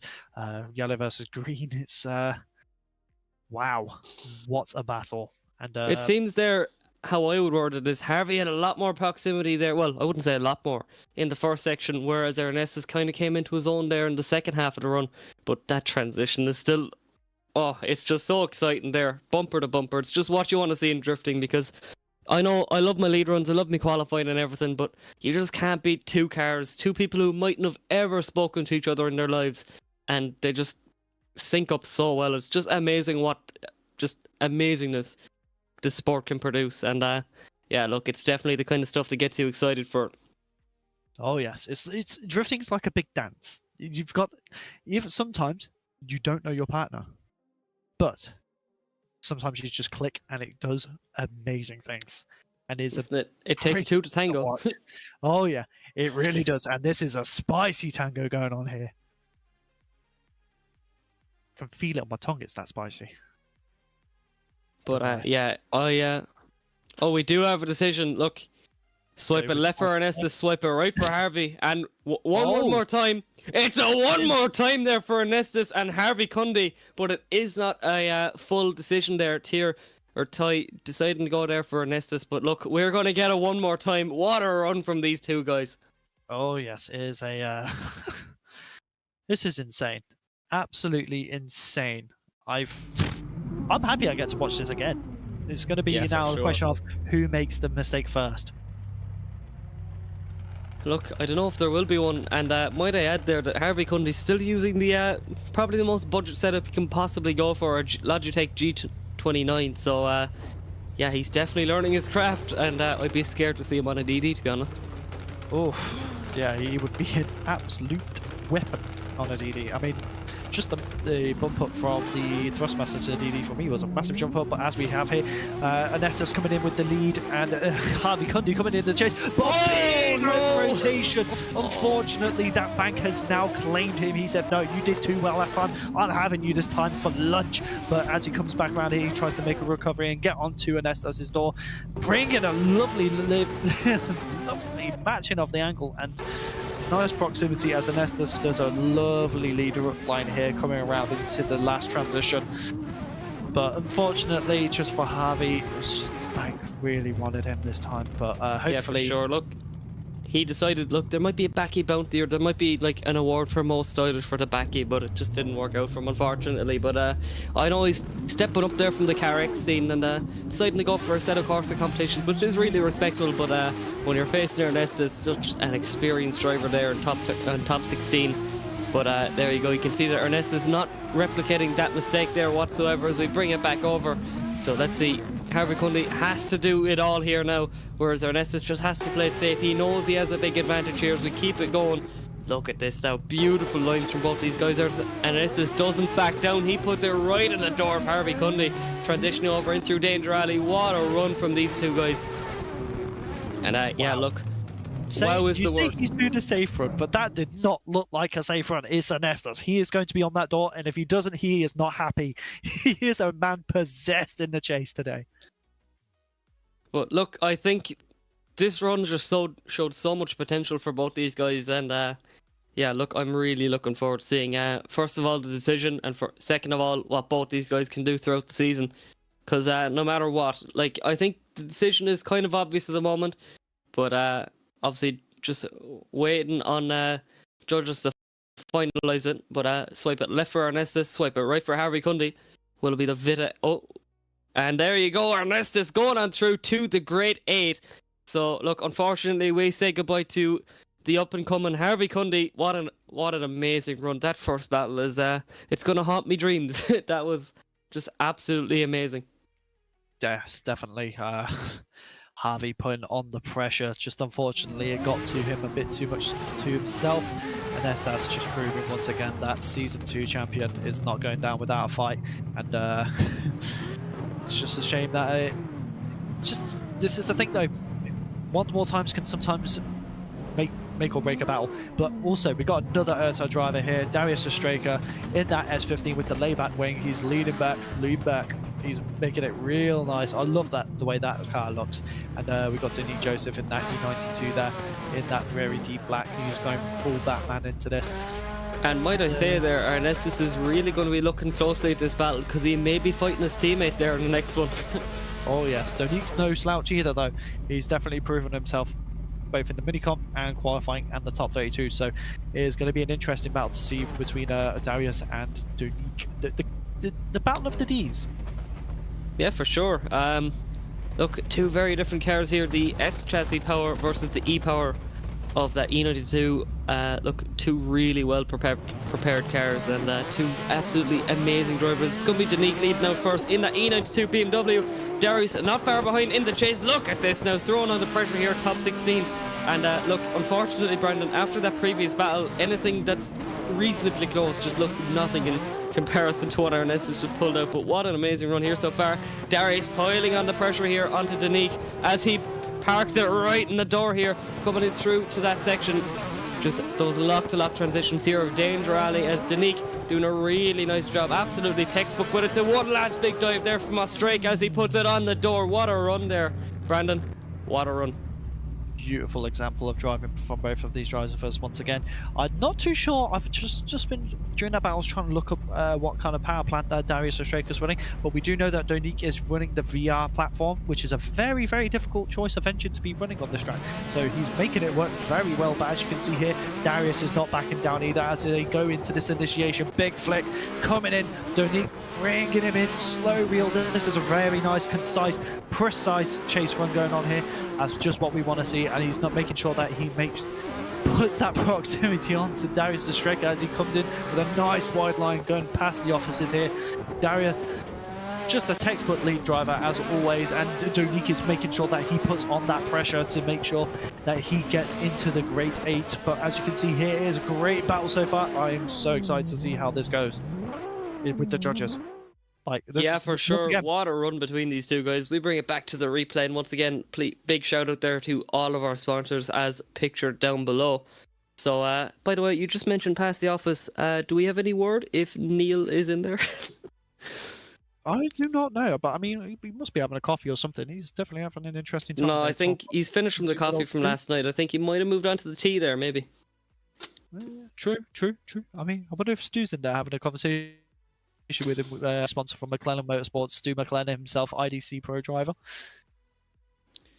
So look, we will have to see what a run between these guys. And look, once again, it's the battle of these just amazing drivers in top 16. It is we're two battles in, Brendon, and it's already been this close. It's amazing. It's crazy. Like, it's we thought the top 32 was going wild. Top 16, wow.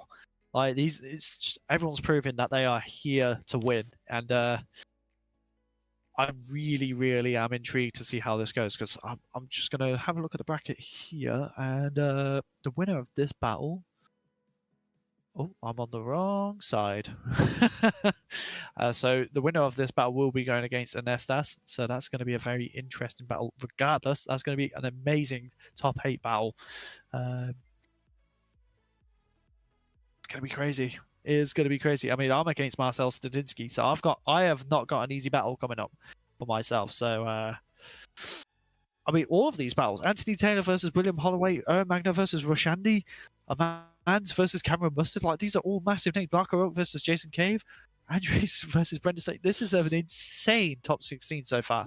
Look, Like, we're definitely getting treated because there's a few of these big names. Well, a lot of these big names being realistic here. And then you've the more unknown guys. Maybe the dark horses in here. And look, everyone is out to play here. I can imagine if any of these 2 last battles are to go, I'm pretty sure every battle could be a final at this stage. That's how good the quality of drivers is at the moment. oh yes, definitely. The Urta boys just proving that they are definitely in here and hungry for a victory. As well, obviously, both are the previous season 1 and 2 champions, each respectively.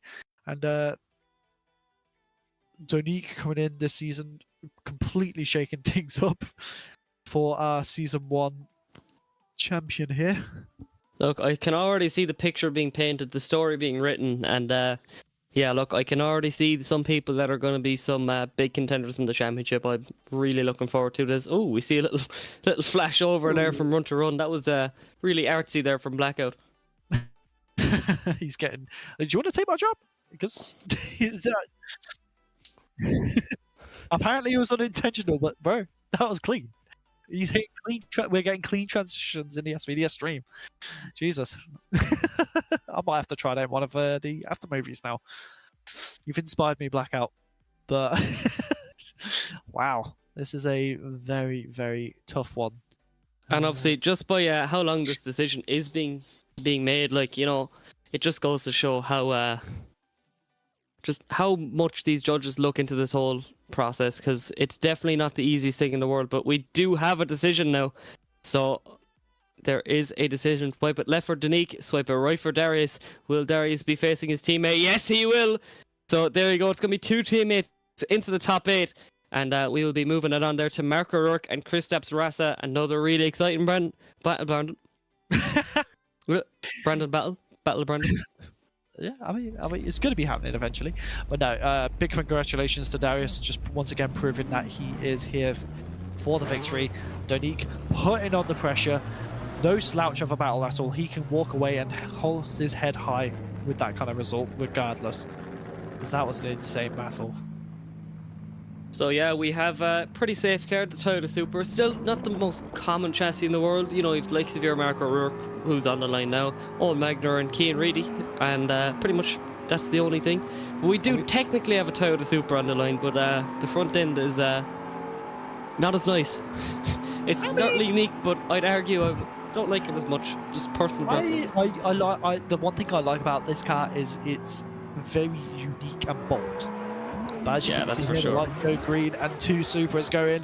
One maybe a bit more controversial than the other, but both talented drivers nevertheless. Bit of a waver here from Jason Cave, but he does a really good job recovering that, getting onto Marco Rook, who's putting it on the nice lead line so far, coming into that inner clip.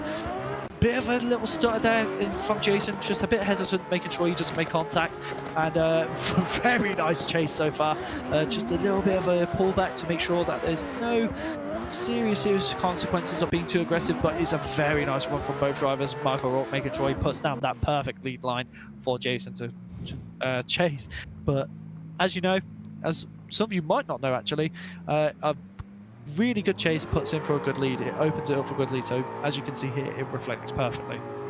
Yeah, look, I do genuinely love the flow of this track. It's certainly challenging, but it's so rewarding at the same time. If you get it right, then obviously it takes a lot of commitment. And there you go, there's the TA80, I think that's what they're calling it, as Marco Rook pins it on the door. Small bit of contact. Oh, right, that is definitely not what we want to see. The boys keep it going though, as yeah, look, it would seem to me that that's Marco Rook's fault, but it was a strange way, the way that Jason Cave hit the wall there. It seems to me that contact was made. He kind of kept going a bit, and then he decided to hit the wall. So I'm not too sure what happened there. As we flicking it through, both the guys keep it going. I'm sure that someone's been DQ'd already, but the two lads keeping it going there for just the pure show of it. Both these guys are having fun.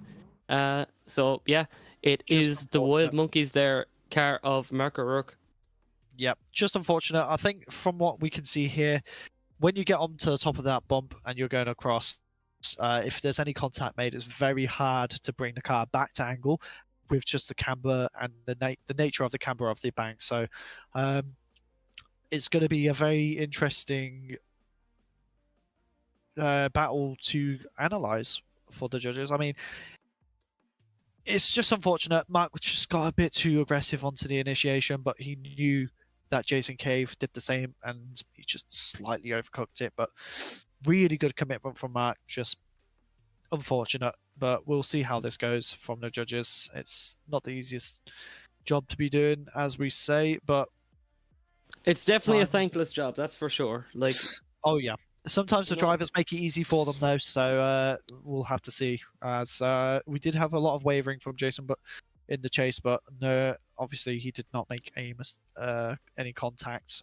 So I think it's a decently obvious choice, but I think what they're trying to assess here is if Jason did any weird decels or slowed down too much on the initiation coming onto that bank. But it could go either way. We could see that it could be an upset for Jason Cave. It could be an upset for Michael Rock. We will have to see, but it was a great battle overall. Good commitment. And one thing to say about Jason Cave's car, by the way, thank God he doesn't have that Tesla power plant. That's the one forgiving thing about it. At least he has that big V8 under the bonnet. See, we had a comment from Mr.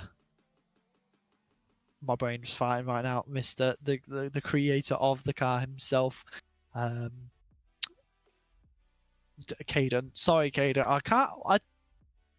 I'm having a crazy night. Kaden putting a comment in on the Wild Monkeys account on the YouTube comments saying, "Don't hate my creation." We're hating, but we're not disliking. There's a slight disgust for what's there, but we appreciate the work. That is for sure. Like, it definitely takes a lot of effort and a lot of skill. Why you would have chosen that front, I don't know, but there's definitely a lot of workmanship gone into it, and the way it transitions is actually amazing. It genuinely, I hate to say it, but it actually kind of looks at home there, in a way. It's a bit like it's as iconic as Frankenstein's monster, essentially. Yeah, for sure. There you go. You're a mad scientist, that's for sure, when it comes to front end swaps, but it's very bold, very unique, and it's a nice addition to the series. I will say though, how are you getting the airflow in there? There's not a lot of air going into that V8. Yeah, that is a good point. I've never thought of that. I'm guessing it's going through the gaps of the grill, but so I don't know. Yeah, can you explain that? How does that work mechanically for airflow? Well, so there you go. We're getting right technical, and there is a decision made. We almost went twin in there. Left for Marco Rock, right for Jason Cave. Let's see how it goes, and it looks like it's going to Marco Rock. So very interesting. What I'm gonna possibly they deemed it on possibly a slowdown on the bump there, and he just didn't get back onto the throttle quick enough on Jason's behalf. Yeah, we may have to get a little word from our judges there through our ear. What was the? I'm gonna go see if we can get one of the judges in for this. Just a quick one. So obviously there, Marco Rook taking the win as we just await up on the line. So next up it will be Anders Kleinburg versus the Aussie, the man from down under, Brendon Stacy. So look, two very good drivers there. Really looking forward to seeing how this one goes. So we have Ty here to explain on just what happened in that last battle, just on the decision and why that result happened. Yeah, so in the second run, and Jason Cave's lead, he was using left foot brake to get up into the zone. And the second clip, we told drivers in briefing not to be using your left foot brake to go up into the into zone 2, or the chase driver will smack you. That is exactly what happened. So that was Jason Cave's fault there. awesome. So it was kind of what we were suspecting. It's unfortunate, but the rules are the rules. They were told in briefing. Overall, good commitment for both. Thank you very much, Ty, for kind of giving us the explanation on that. Yep, no problem. So there you have it. Just making things as transparent and easy to understand as possible for you guys, just to make sure that we're all on the same wavelength, that we all understand what's going on. And this is a really exciting battle up next, Brendon. Brendon, Stacy, and Anders Kleinburg's RTR versus Team Junk. It's both two good drivers here. I'm excited to see how the PS13 holds up against. Was he against Edgars in his first battle? I'm trying to remember. I do believe he was up against another racing team Riga car. And might I add, it is currently about 4 a.m. for Brendon, potentially 5 now actually. But here we go. It's going to be Brendon Stacy up against Andres. Really nice job here from both guys. Small bit of lag, I think, creeping in there, as you just see the cars kind of hesitating a small bit. Little bit of a gap emerging as Andres keeps it going. Textbook lead run as usual. All these guys are so consistent, Brendon. Oh yes, definitely. Brendon putting on the pressure here, coming into the hairpin, making sure that that PS13 is screaming against that E92. He is wanting to take down all of RTR today, it looks like. But a great job from Andreas in the lead. Really nice, consistent lead line. Brendon putting on the pressure. This is going to be an interesting second half of the battle, I can say it to the least. It is wow. No, they ain't slouching this time, that's for sure. So as we wait for the lights to go green again, so we've got Brendon Stacy leading this time for Andrews. RTR versus Team Junk, here we go, flicking into outside clip one, into that transition, onto the bank, and Andrews putting on the pressure straight away. He is not backing down, he's like, you took down my leader, you took down our boss. Oh, but big contact here. Could it be down to lag? We do not know, but it is an unfortunate way to see this battle end. So we're going to have to see how that went down. As you can see here, they're going up onto the bank. I just noticed there as well, Brendon. You can just see after that bit of a weird moment, you can just see Andres there exiting stage left, as you can see. You know, he's that little bit of a spin. There's Brendon going up onto the bank. He pulls out a little bit, hops over. Oh, we can't see it. Oh, so disappointing. But I just see him rocketing over to the left. It does look like Brendon did make contact with the wall here. So as you can see, Andrew's not quite there. I think his back end just met the wall, kissed it a bit, and it spun him around. But it could be down to lag. But unfortunately, as the judges have said during briefing, a lag spike is down on the driver. We're treating it as a mechanical fault, as it would be in real life. Sadly, it is down to your internet provider. So it's just, unfortunately, for Brendon, it's not the easiest with the distances as well to the servers, but it's a shame, but it happens. It's just how it is in this sport. But amazing job from Brendon overall, just coming into this season with an absolute belter of a start. Andreas really putting the commitment onto that bank. That really, really got me. A lot of impact there, as you can see, going through. And I've just been told I'm going to have to hop over into the right voice chat to go and do my battle from the looks of it. So, but we're just waiting on to the result here. I'm going to head over there now and leave you in the capable hands of my beautiful commentator, this handsome boy, Luke Buttimer. All right, so thanks for the compliment there.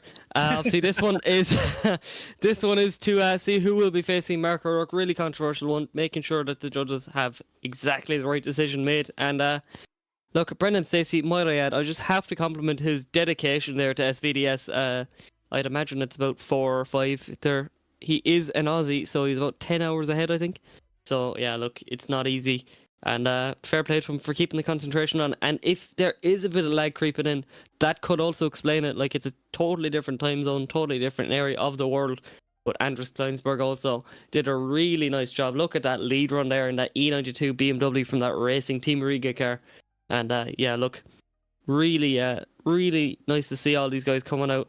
And look, like we said throughout the stream, this is the hardest layout on the calendar. You know, getting qualified on this is an achievement in itself. And look, it's just separating the boys from the men. Everyone's trying, everyone's pushing, and look, really nice to see. So obviously, if you have not been too familiar, first up in the top 8 so far, it is Ernestus Jakubilis, or Jakubilis. I'm horrible at my pronunciation tonight. Versus teammate Darius Ostraka. Then Marco Rook to face on either Brendon Stacy or Anders Kleinburg. And what a top 16, by the way, we've had so far. Do you know, every run has just been on it from the start. It's been an amazing show. Because, look, I think this battle was the battle of what could have been. Because, you know, both guys were pushing so hard. I think Brendon was spot on there. It did seem to me that Brendon just might add a little flirting with the wall, and that's kind of what got him caught out and way up onto the grass there. Did a bit of gardening as we coming through. So, look, obviously, big shout out also to all of our sponsors here at the Scottish Virtual Drift Series. So, really happy to see this championship growing. You know, all the work that's being put in paying off, and hopefully you guys are enjoying the show, really. So, just waiting on that judge's decision to drop in now. And yeah, look, it's not an easy one to be made, but we do now have a decision. So swipe it left for Anders, swipe it right for Brendon.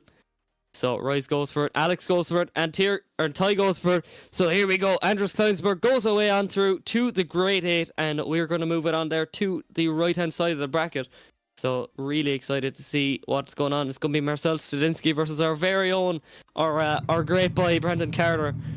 So, look, there you go. Unfortunately, this is all we're going to see now of Brendon Stacy in that lovely Cusco Racing PS13. And, yeah, obviously, lovely carbon drift team model car. So, yeah, big shout out to the boys. Yeah, so just waiting there. I'm not too sure will we be heading to an ad break quite yet. So, just waiting on it now. It's going to be Marcel Stendinski once again versus Brendon Carter. Anthony Taylor versus William Holloway. Owen Magner versus Roshandi Andrea. Armands Vestmanis versus Cameron Mustard. So here's your bracket so far. Just you know, get yourself informed of what happened, what's about to happen, and look, we're edging that little bit closer over to our first final of the season. And once again, if you do want to get yourself involved, get competing in SVDS. There is still round tickets there for round 2, 3, and 4. So if you do want to get yourself involved, it's such an amazing competition. So yeah, make sure to head on over to SVDS or ScottishVirtualDriftSeries.com and purchase those round tickets. And obviously you cannot purchase season tickets at the moment. You can just buy rounds individually. So yeah, look, we look forward to seeing anyone over there who wants to compete. So just waiting. We will be cutting over to a short ad break, so quick word over to our sponsors, so bear with us.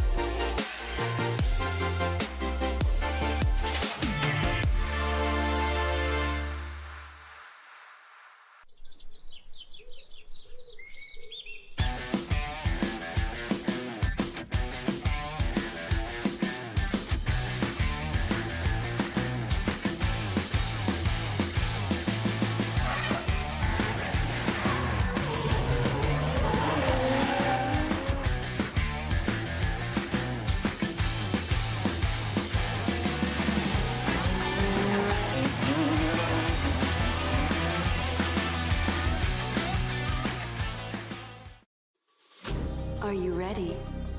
I'm ready.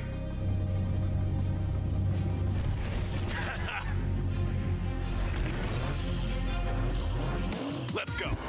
Show me what you got. Oh, Is that everything you got? last turn. Catch me if you can. That was great. That was a good game. Unlock true experience with GT Omega.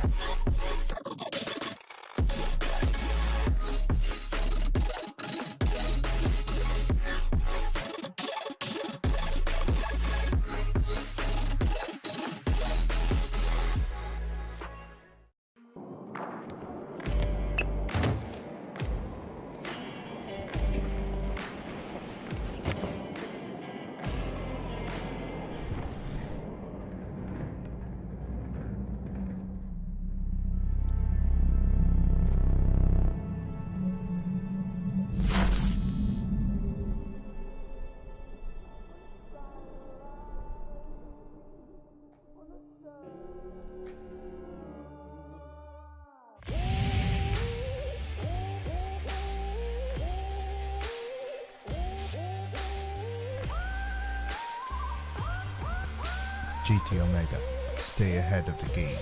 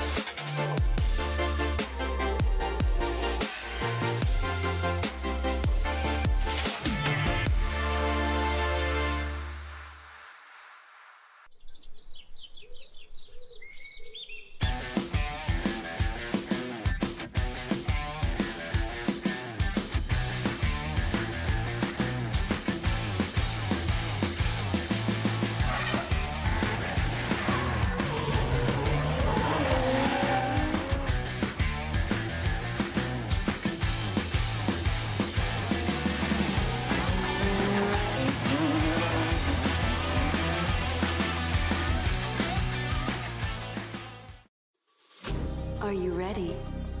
I'm ready.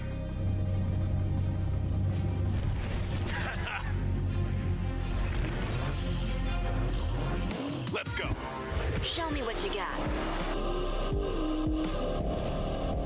Oh, Is that everything you got?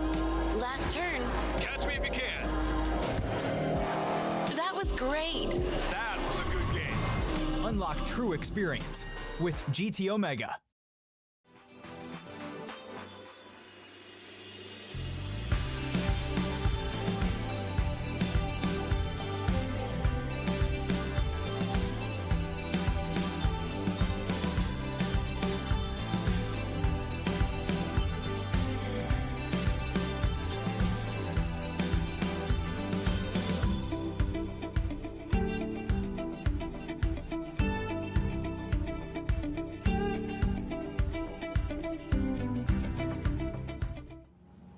And you are all very welcome back to SVDS Season 3, Round 1, and we are back up on the line. Unfortunately, I'm not joined in the commentary box by Brendon Carter, but we are joined by him down at the line.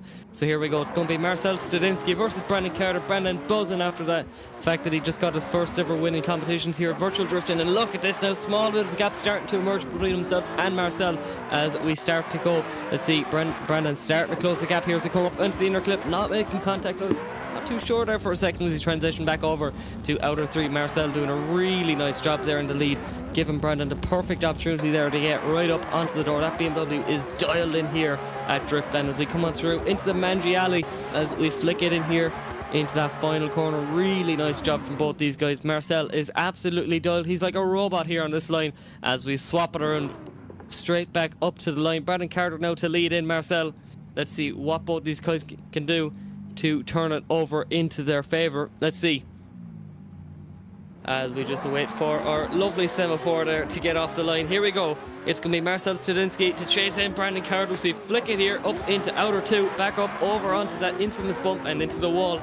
Here we go. Brendon Carter doing a really nice job there in the lead as we see Marcel making a big dive there into that middle section of the track, transitioning over to outer three. Small little bit of a gap starting to emerge. I know Brendon Carter is absolutely pinning it. I know he was having some PC issues also coming into this. Hopefully he has those sorted, but look, he seems absolutely dialed here on this lead line as we see Marcel keeping it on Brendon all the way around there. Really nice job from both these guys. And yeah, once again, the judging team are not being given these easy decisions whatsoever. Both guys are absolutely on it. So great to see. The level of driving is just absolutely amazing, to be honest with you. It's certainly just so nice to see. There were so many good drivers there knocked out, including a Driftmasters driver in Connor Falvey last night getting knocked out, unfortunately, in qualifying. So this one is to see who will go on through to the Great 8 This is our right-hand side of the bracket. Next battle up will be Anthony Taylor versus William Holloway. But first, we have to wait for that decision there on Marcel Stendinski versus Brendon Carter. So obviously, second place qualifier versus 18th place qualifier. So theoretically, Marcel has the easier battle, but Brendon definitely didn't lead him have too much of an advantage. So we'll have to see now what judges think about that one. As I just have to mention there, big thanks to all of our sponsors, the guys who make SVDS possible really at the end of the day.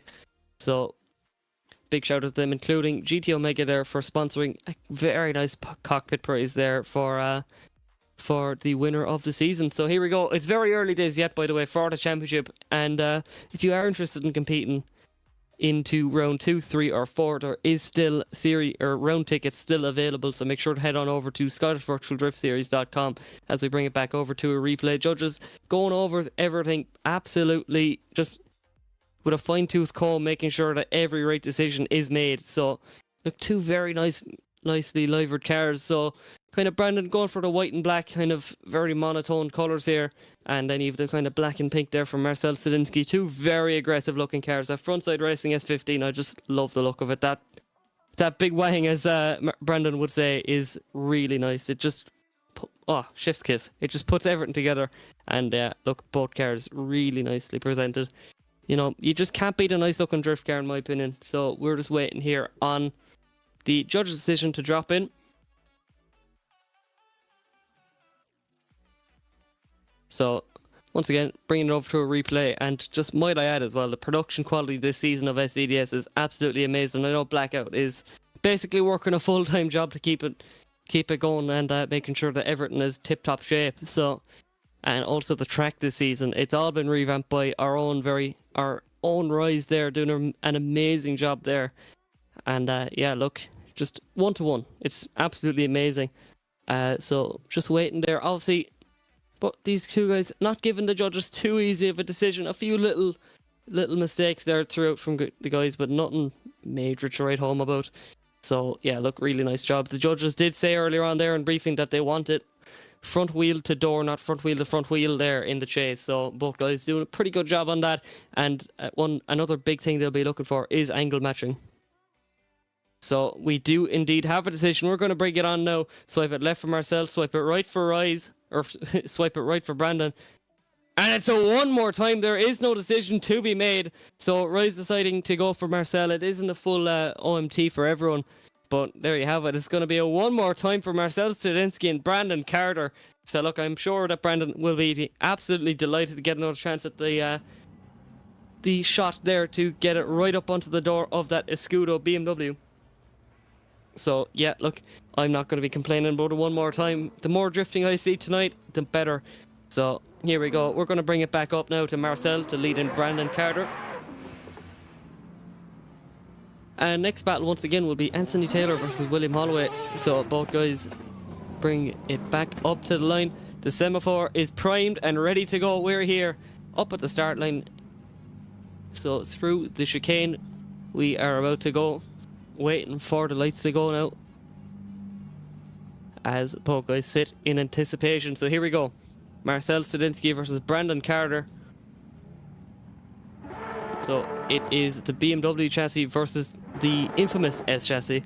You know, the chassis that everyone has come to know in drifting, and we just await on the start line. It's definitely the most high tension part of drifting, just waiting on the line. You know what you have to do. And here we go. Marcel Stendinski initiates in. Brendon Carter sticking right with him there. You can see the bump there as displayed by Brendon coming in through now into that inner clip. And both guys on big angle here now as Brendon sticks it right onto the door. Marcel with a very fast car. I think Brendon might be struggling there for a small bit with the pace, but you couldn't tell now as he dives it right onto the door of that BMW. Look at this now. Small bit of contact I see there, but Marcel not getting phased by it whatsoever. Pin perfect lead run. Both these guys are like a computer. Genuinely, they are just absolutely dialed. It's amazing to see what these guys can do. So we swap it around now. Let's see what can Brendon do, or what can Marcel do to answer that chase there from Brendon Carter. Obviously, a fellow commentator of mine here is Brendon, so choosing to do a bit of bit of everything. He's doing a bit of media, a bit of commentary, and certainly a bit of driving. Here we go, look at this now from Marcel Stendinski. Throws on huge angle, gets himself caught up, but isn't long, getting right up onto the door of Brendon. Brendon throwing a big angle into that inner clip, transitioning over now into outer 3, past the office. Here we go, look at this. Marcel Stendinski throwing on the pressure here now. Both drivers, look, there is absolutely nothing between these guys. Just the proximity is so consistent between these guys, and two lovely driving styles, if I must say. Bringing it out to the white line, Brendon flirting there with the edge of the track. Marcel also doing a real nice job there. So let's see, we bring it back to that lovely side-by-side view, as well as all of our sponsors there down below. So let's see what the judges will think about this one. Could we be on for another one more time? Because look, there's not a whole pile of either of these guys done wrong, as we just await for the decision. So once again, it is that S15 there of Brendon Carter and the BMW of Marcel Stendinski. And look, I love the variety of cars this season. There are some amazing cars, from Toyota Supras with Tesla front ends to just general Toyota Supras to S15s, you know, your standard S chassis, to your E92s, your general BMWs. And we do have the Sherry, which was unfortunately knocked out of Omar Baghdadi. We have to forgive him. You know, hopefully we have to get some forgiveness ourselves, like, for just calling it the car for all of last night, because I do feel a small bit guilty there after learning what the car is. It is a Sherry A516, but we await on the line now for Marcel Stendinski versus Brendon Carter. Which one will it be? Waiting for a decision here now. And look, the judges going over absolutely everything with a fine-tooth comb, making sure that they have everything seen. Obviously, the judges have a lot more angles than we do on the stream. They'll be in the lobby checking out everything, checking over their own replays. And yeah, look, really excited to see which one this is. Will Brendon be getting even more the same in luck-wise? Obviously, getting his first ever competition win here versus Barna, and obviously Marcel beating over Dominic Bergman in the top 32. Both these guys will want to be making an impression, want to be making it on through to the top 8. Both these guys are hot in contention for the championship already. It's the first round, and I can nearly predict who may be the big names in the championship. But look, everyone is just so high up, and I do believe we have a decision to be made, as we just await now for the screen to change over. So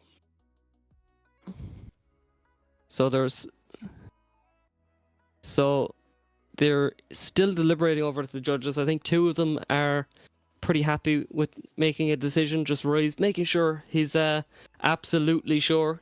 So once again, Marcel Stendinski versus Brendon Carter. Swipe it left for Marcel, swipe it right for Brendon. Two very different cars here, but there you go. Marcel Stendinski, unfortunately, we say goodbye. Well, we don't say goodbye to Brendon Carter. We will be joined by him once again for the stream. But Marcel Stendinski moving on through to the top 8. Next up, Anthony Taylor versus William Holloway, the Kyle Mohan sponsored driver there in the RX-7. So really excited to see how this battle unfolds. Anthony Taylor, the higher qualifier, moves it on through, but we don't actually have Anthony Taylor. Oh no, we have him. He's up at the line already. So it's just William Holloway, just being a small bit late. Potentially there, I'm not too sure is the car rotary or not in the game. So potentially the RX-7 there giving a small bit of trouble. So we see there, it is not Marcel Stendinski versus Brendon Carter. It is Anthony Taylor versus William Holloway. So here we go. William potentially taking a bit of a run up here. So really excited to see how this battle unfolds. It's another racing team, or it isn't a racing team Legacy car, sorry. I'm so used to these E92s with red on them, you know, just saying, oh, there you go. But no, it's going to be that Kyle Mohan RX-7 versus that E92 BMW. So here we go, that Blake Olsen E92. And here we go, look at this now. Anthony Taylor doing a real nice job up on the wall here, but William Holloway is not letting them by as we come into that inner clip, thrown on big angle. One more dive here from William Holloway before that outer zone 3, keeping it going. Oh, William Holloway shooting up on the inside there to keep that proximity going. Folds it way back out, keeping it on the door. Anthony Taylor doing a real nice job, so consistent. Like I said, these guys are like computers. They've gotten their practice, but now is the time for competition. Now is the time to make an impression. And there you go, what a run. And I am joined by Brendon Carter, who unfortunately has just been bowed out of competition. It is what it is. I'm happy with that battle. It's just obviously a shame that onto the initiation. As I transitioned, I didn't quite let it flick enough. I came off throttle too early, and yeah, it just caught my fronts and ended up straining it out a bit on the jump. But hey, we live and learn. I'm happy. I'll put on the chase of a lifetime for me. But look at Kyle Merhan racing, William Holloway against Anthony Taylor. Anthony putting on the pressure already, going down the bank, making sure he's getting in really, really close. Jesus Christ, he is on one right now, making sure that William Holloway has no room to breathe. It is an absolutely insane battle so far. It's, wow, it's, look at them go, coming through that last transition. Anthony Taylor making sure he's putting on a great chase for that great lead from William Holloway. Amazing. Yeah, look, just goes to show how dialed these guys are, and look how similar these guys are. The way they get on proximity, you know, just absolutely amazing. It's not often you have a commentator speechless, but these guys are managing to do it, with William Holloway just putting down a banger of a lead run there in the second half, and Anthony Taylor answering it. Just, yeah, look, really impressive driving from both these guys. Definitely.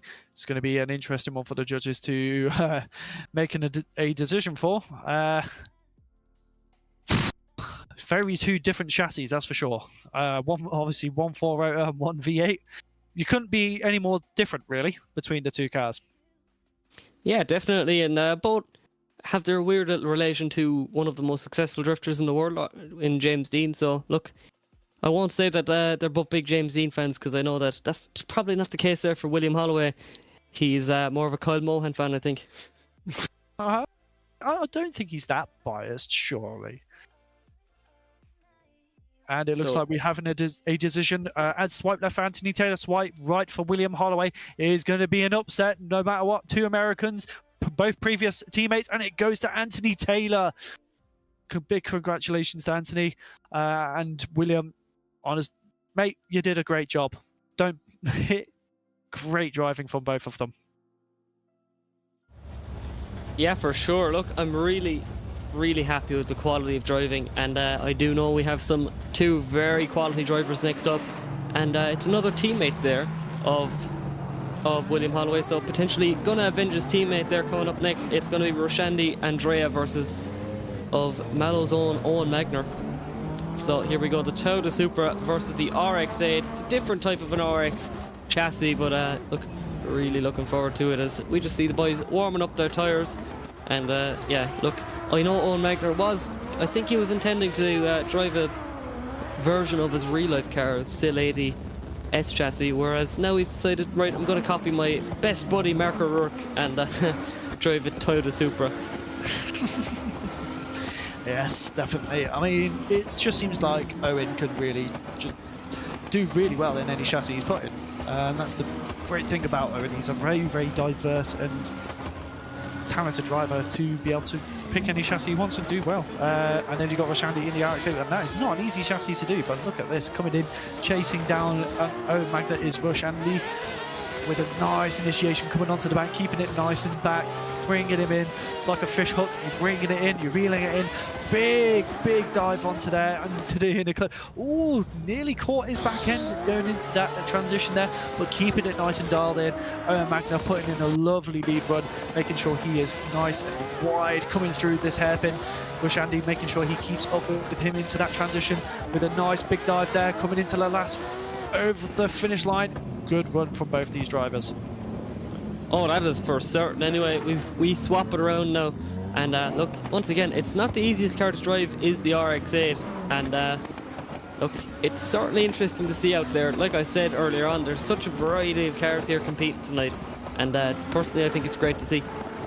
Oh yes, definitely. And as he comes back through, Roshandi leading Owen Magner in this time. Oh, he's trying to get in aggressive from in that chase, but sadly he's just caught himself up a bit. But as he dives onto Roshandi's door, he's coming back down the bank into that inner clip.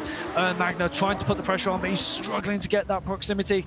Roshandi putting a lovely lead line on with that lovely rotary RX-8. Definitely putting in the work from both these drivers, and he's a bit shallow on that line there. Could have been a bit better on the lead, but as they come through into that last corner from that transition, Owen Magner making sure he's putting that wheel onto that door across the line.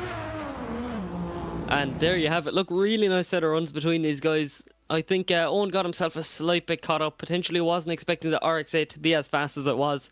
And I think that's what makes drifting so special as well. You really have to anticipate what the other guy's going to do and prepare for that. You know, you see a lot of the time, whether it's real life or virtual, just a lot of the time you can see someone thinking, oh, they're going to be fast, they're going to be slow, whatever, and just being surprised what happens. And look, Roshandy Andrea certainly had the pace from the get-go in his lead. Yes, definitely. I love the way that RX-8 looks. I have a soft spot for it. And if anyone's not seen the viral Instagram video of that RX-8 in real life doing a dyno from last season, you're living under a rock. That video was savage. This car in real life is a monster of a car. And I've got a big soft spot for it. But Owen Magner proving that he can play with the big boys. I mean, he's a big boy himself. Hey, not physically, but he is a talented driver. So it's going to be an interesting one for the judges. I don't have any words. My words are now going to have to be given to the. I can't do English. I really can't do English today. Luke, just take over, please. So look, I think we're all speechless at the moment, just because of the sheer quality we're being treated to tonight. And look, I'm really just delighted with everything that's going on. And Owen Magner versus Roshandy Andrea, yet another amazing battle. And we have one more amazing battle there for the top 16. How are we finished the top 16 already?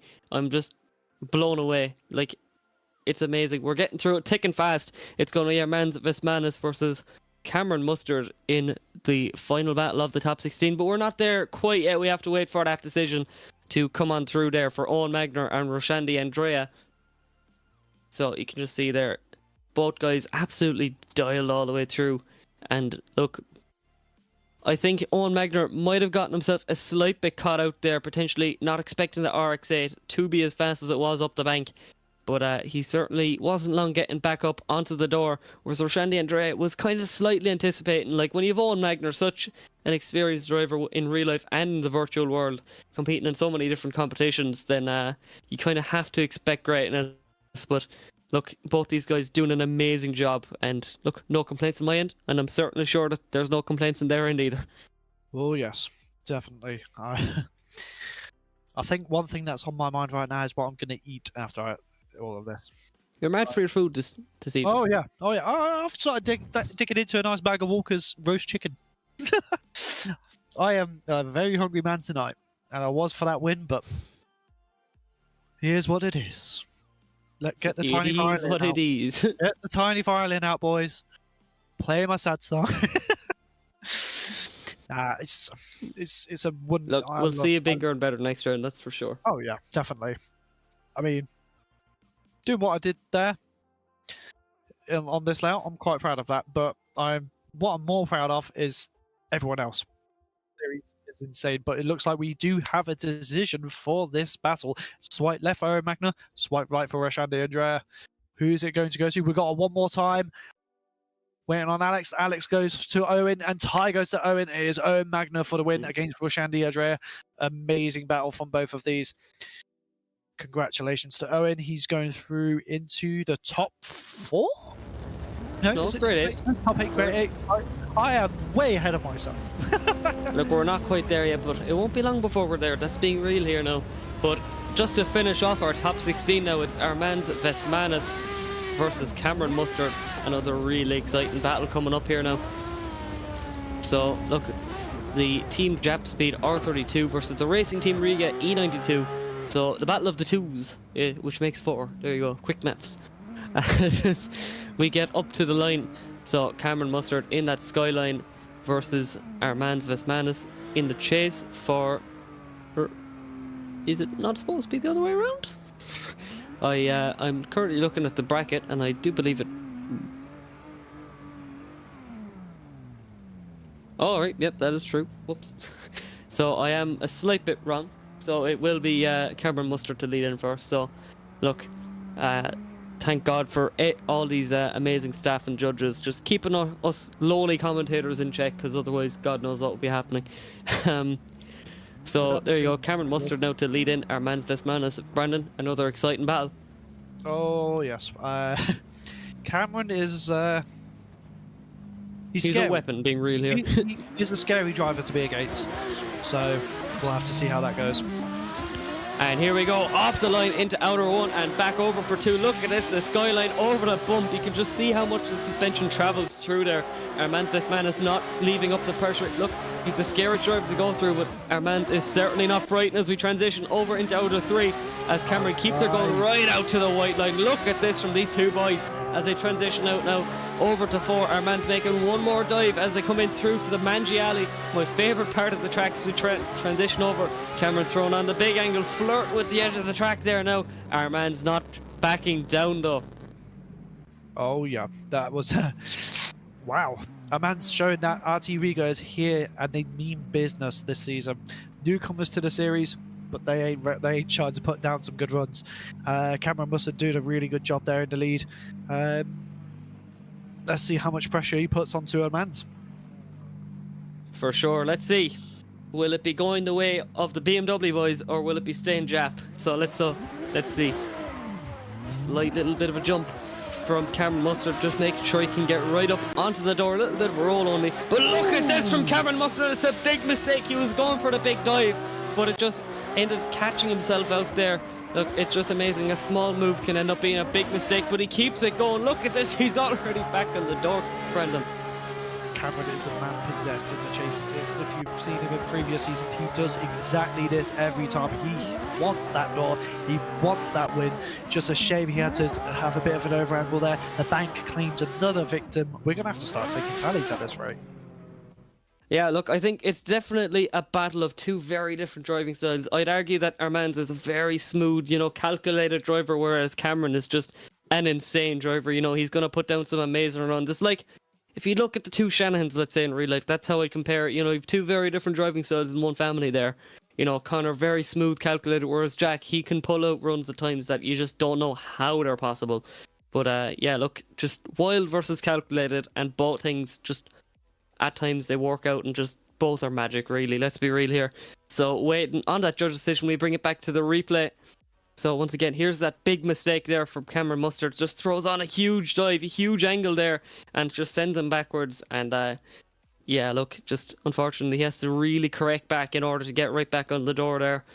So obviously judges will be penalising him heavily for that. So judges just making sure they come through here. And just, by the way, guys, this battle is to decide who goes up against Owen Magner. So, yeah, look, they're going from one fierce competitor to another. Like Brendon said there, the Racing Team Riga guys are out to show up tonight. And, yeah, look, like he said, they're newcomers to the game. Well, I wouldn't say to the game. They're newcomers to SBDS, but look, they look as seasoned as anything. And, yeah, just well done to all the guys. They're such an amazing team. Very, very experienced team, a very big team as well, RT Riga, just proving that they are worthy of being with the big boys. I just wanted to answer a question that's been put into the chat. Is this track public? We do have a public version of Driftland. If you go on to, I think it's Vozan or Race Department, either one. It is actually on it's available on the SVDS website. So if you go to ScottishVirtualDriftSeries.com, you can find the track there. We don't actually have these layouts public because these are obviously for competition use. But if you want to try Driftland, we do have a public version of the track on the website and on a couple of other sources as well.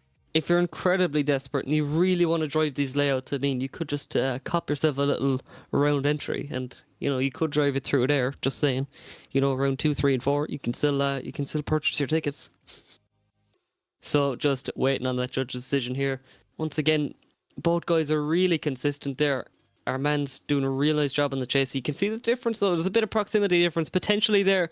What is causing the actual just huge deliberation there between the judges? And look, it's definitely not the most interesting part of the sport. Waiting for that decision. But look, it's definitely the most important one.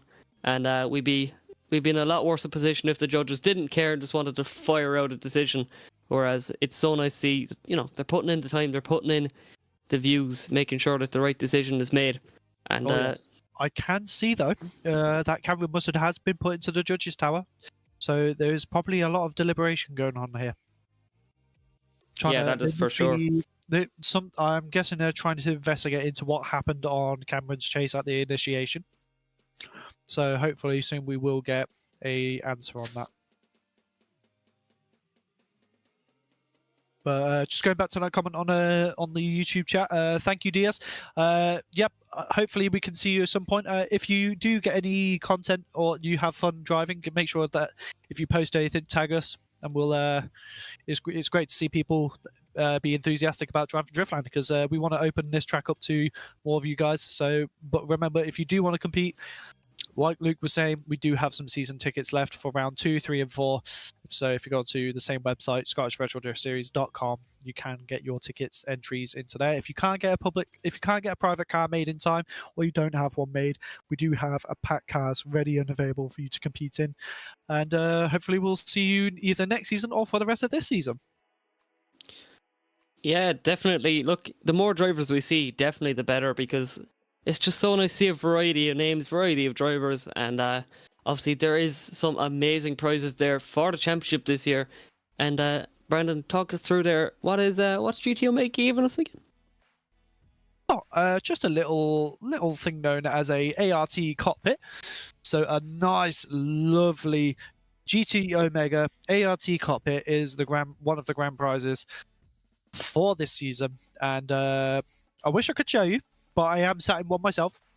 It's comfy. It's currently got the RS6 seat on it, which I'm pretty sure is the seat that comes with it. Nice and comfy. Got that bucket seat shape to it. There's a load of space and adjustability both in the seat, the frame, the height. You can do so much with this, and it is the perfect mid-level cockpit to have.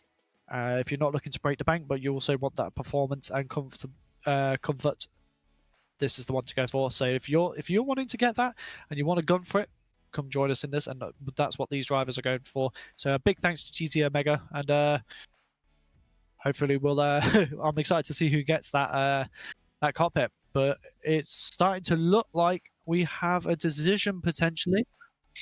Yep, we do have a decision, and left for Armand's, right for Cameron Mustard. Let's see if there's a shake-up, and it's starting to look like it goes to Armand's. It is a big shake-up, but unfortunately, Cameron Mustard will be leaving us in this top 16. Great battle. Amazing lead from Cameron, but just unfortunate that it had to happen like that. Congratulations to Armand's, and we'll be moving on to the next battle, and I'm probably going to have a good conversation with Cameron after this. And I know he's going to be a bit gutted, but he is a talented driver. He's a very humble man, and I know that he's going to be excited to see what Armand's does further on in the competition. So here you can see our bracket for the top 8. So we've got Ernestus Yakublis versus his teammate Darius Ostraka. So that is going to be a battle for the round. We've got Marco Rook versus Andrea. We've got Marcel Stendinski versus Anthony Taylor. Owen Magner versus Amans. So this is going to be a very, very interesting top 8, to say the least. I do like this graphic though of the bracket with the little orange in the background. A massive shout out to our stream manager Blackout for making all this. It is absolutely stunning. But just waiting on here to get all of the drivers in for our top 8. I don't think we're doing a server restart. I think all of the cars are already in here from what I believe.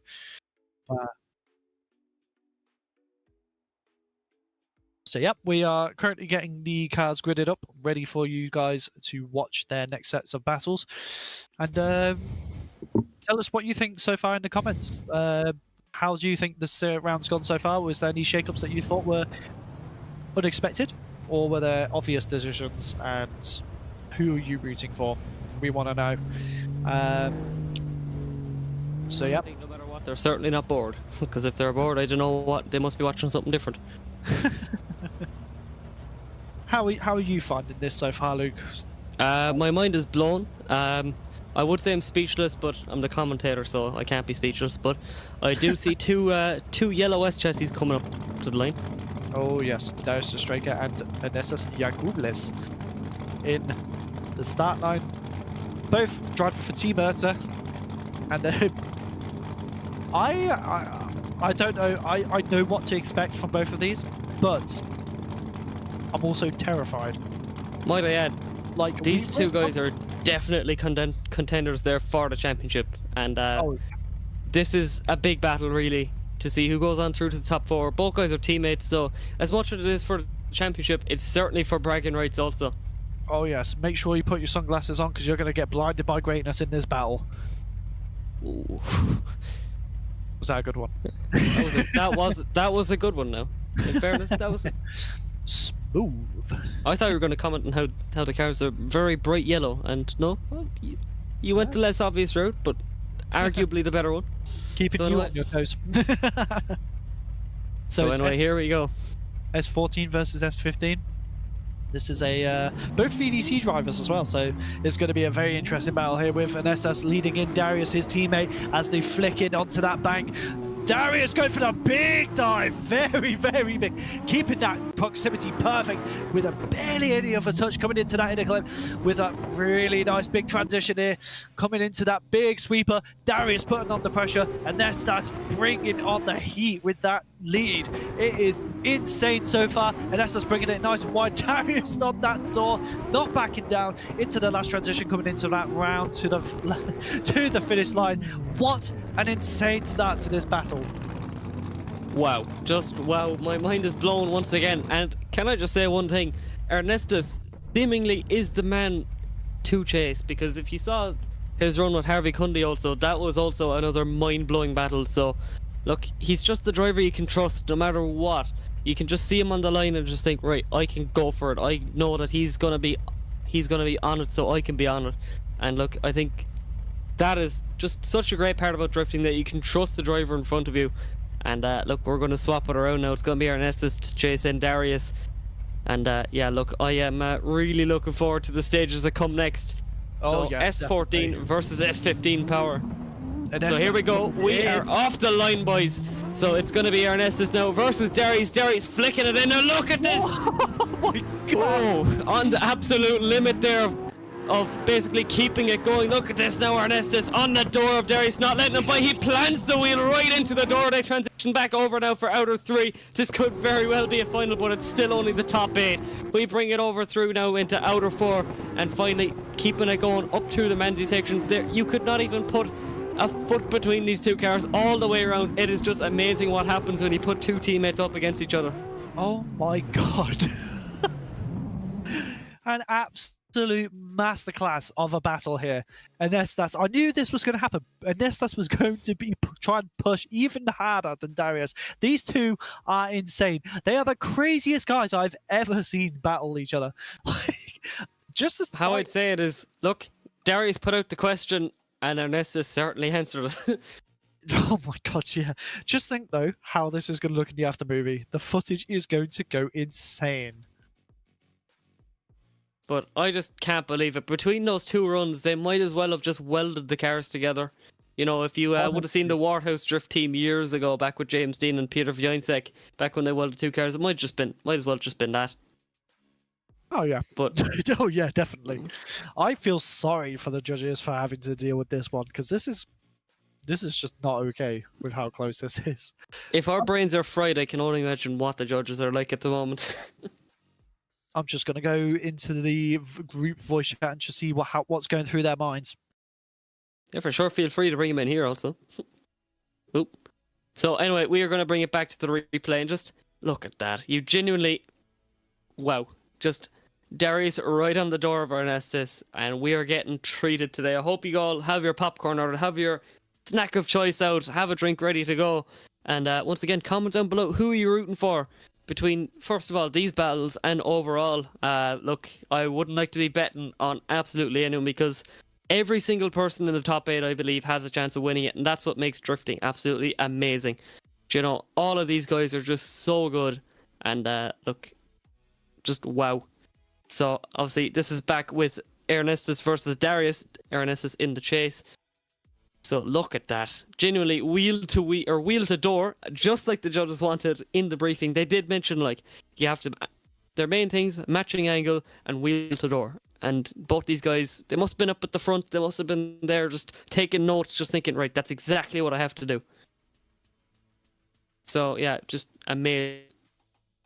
I genuinely cannot believe there what we're witnessing from any of this. So just waiting there on that judge decision. And look, I don't want to put, once again, I have absolutely no input, but I want to see it one more time personally. Just I want these guys go again. I'm very I'm not hard to entertain. I just want to see cars going sideways and as close as possible. Do you know, these guys are just absolutely mind blowing. So once again, the next battle up will be Marco Rook versus Andres Kleinburg.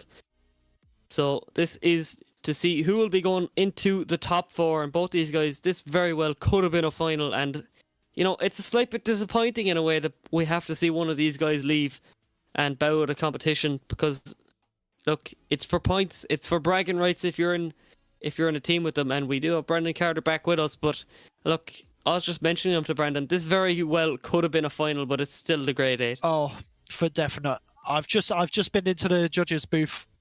Oh, they are struggling. They are having to look so intensely at every minute detail of this battle. They are making them. These guys are making the judges sweat. Like they are working for their money. Well, like I said, I think both these guys could very well be coming home with a GT Omega cockpit at the end of the season, because both these.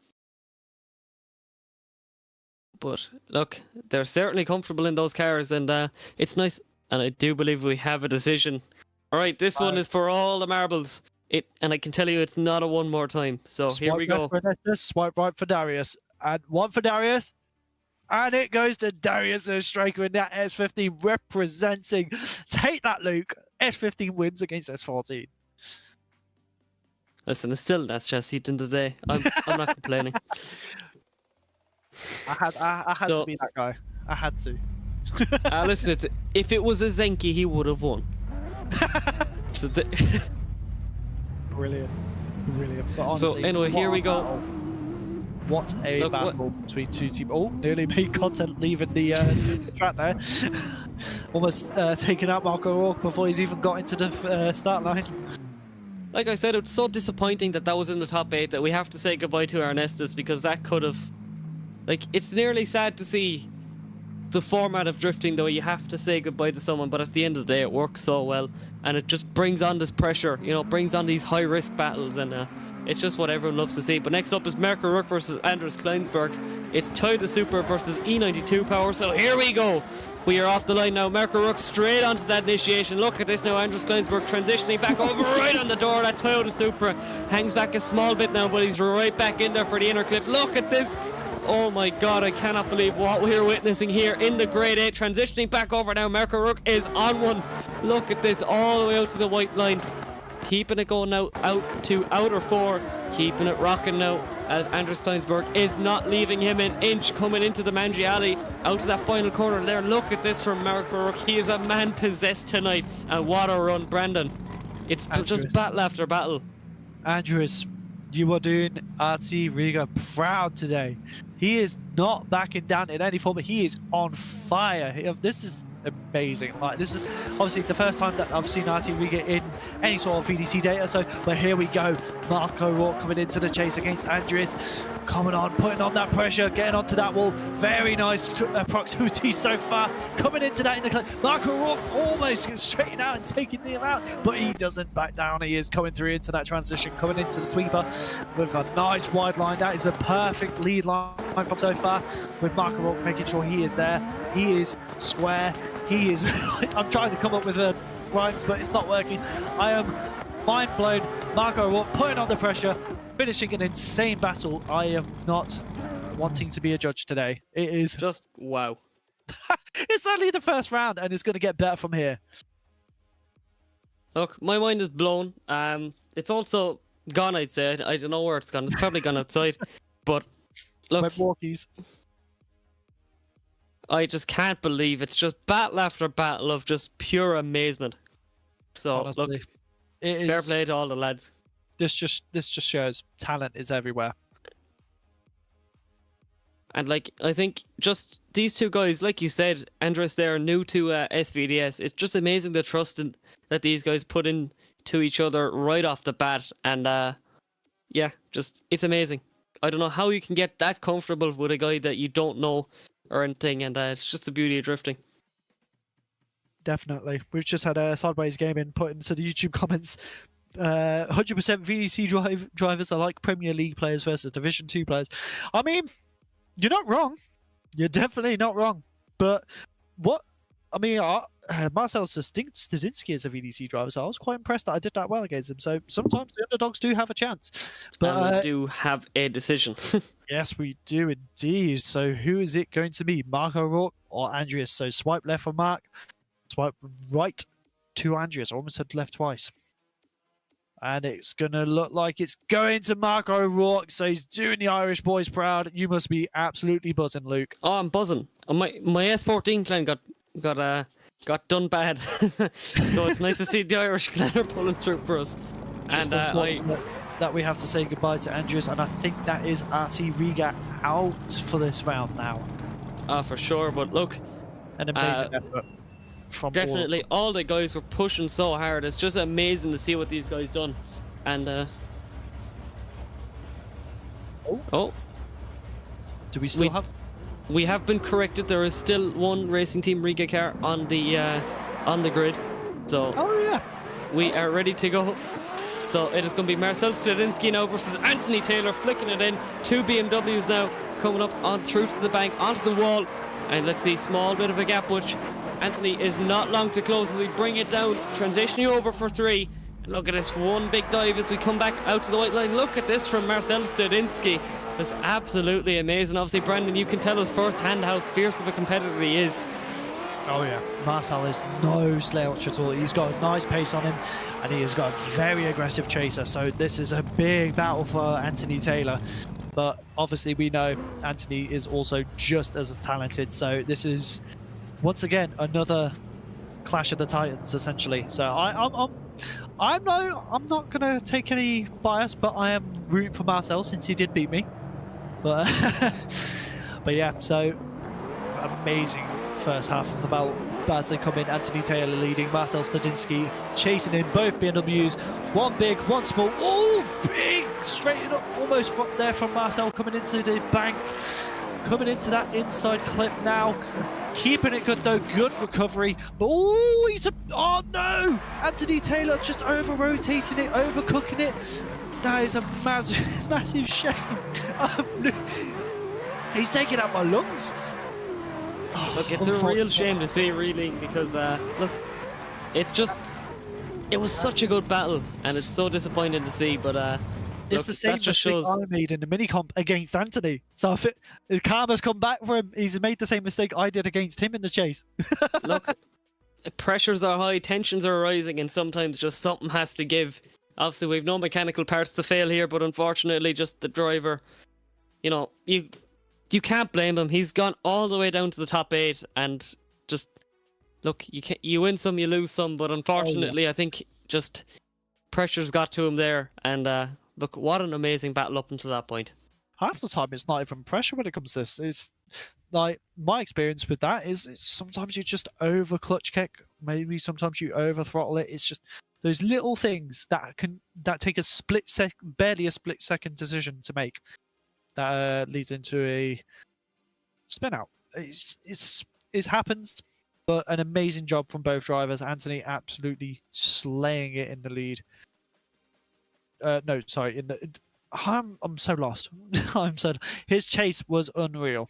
Honestly, Anthony is on one. Just yeah. Someone take away the microphone before I completely collapse. Well, it's a good thing we're seated, and I know in your case it is a lovely GT Omega cockpit. I mean, I was stood up for a bit. I had to Oh no, you were stood. You were doing the Murray Walker tactics. Yeah, it's just when you're sat down for so long, sometimes your legs just get a bit stiff, and we've been sat here for quite a while now. It is now 10:30 UK time. Oh, and we have a decision. Swipe left for Marcel Stendinski, swipe right for Anthony Taylor, and it's going to Marcel Stendinski. Just unfortunately, that little spin out from Anthony taking him out, but amazing effort in his chase. Congratulations to Marcel Stendinski. Do me proud, considering you beat me. But now we have Owen Magner versus Armand, and this is the last RT Riga driver left in the competition, so can he bring it home for him? That is the question, Luke. Yeah, look, it's Ireland versus Riga for this one, and like I said there, hopefully we will see Anthony Taylor there for the next one, because look, he's such an awesome driver and just a lovely driving style. It's another E92 there, this time versus up against a Toyota Supra of Owen Magner. So here we go, it's the young Irish talent now versus our mans.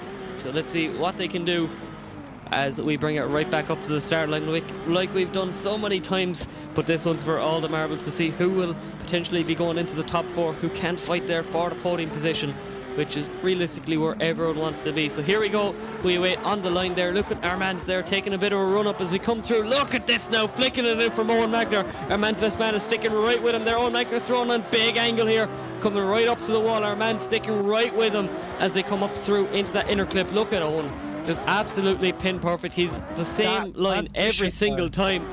Look at this though, and our man's first man is giving him absolutely zero breathing room as they transition back over into Danger Alley. Look at this, door to door, wheel to wheel, as we bring it over into Mangy Alley, flicking it over, then back out to that final corner. Then Owen Magner, what a lead run, but what a chase also from our mans.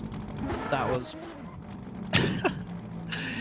RT Riga is absolutely on fire today, and it's so good to see. They've come a long way since I first met them, so it's awesome. And obviously Owen's just a textbook driver at all times, as you can see here. As they initiate in, we've got Owen Magner coming up onto that E92. I've lost my data sheet, I am panicked, I have lost myself, but they are doing a great run so far. Owen just he straightens up and makes it. I think that was a bit of contact there, I do not know, but we'll have to see what the judges say about that as they come through the last section. A man's coming into that hairpin, making a good recovery from that as they do the last transition. Final corner coming around, doing a lovely wide lead into that finish line. What do you think to that, Luke? Do you reckon that was down to a straight in there from Owen? Because look, could have gone in a bit too hot. Definitely, look. We like to be aggressive over the side of the pond, but look, we'll have to see. I don't know. I think it's just straightened up and then had to. I don't think there was contact after all. Just a very aggressive chase from Owen Magner. Look, both these guys are just skills of their craft, and every run so far in the top 8 has just been absolute quality. So I'm really excited to see what way the judges look at this one. And just bringing it back to a little replay there from that lead, just absolutely perfect there from Owen Magner. If you've ever seen him in the likes of qualifying or anything, he just listens to the judges and he's like, right, yep, perfect, I'll do that there now.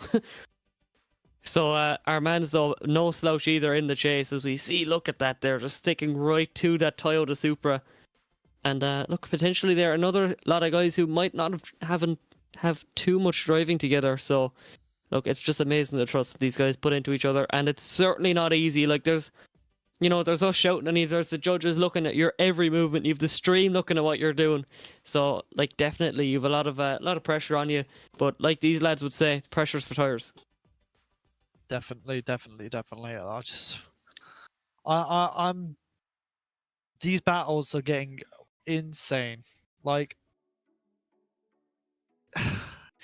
What is? I can't imagine how hard it is for the judges. Like, I'm struggling, and I'm not even a judge. And it sounds like we got a decision here. So swipe left for Owen Magner, swipe right for our mans, and it looks like it's going to Owen Magner. So a big shame that CRT Riga go out just as they were getting really deep into that bracket there. But amazing job from our mans and obviously Owen Magner.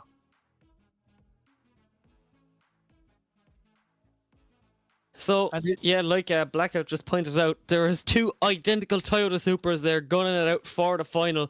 So it is going to be Darius Ostraka versus Marco Rook, then Marcel Stendinski versus Owen Magner. So, look, I'm proud of my Irish boys, but I'm really excited to see how the rest of these battles are going to turn out. Oh yes, some absolute masterclass. Well, all of these drivers are insane.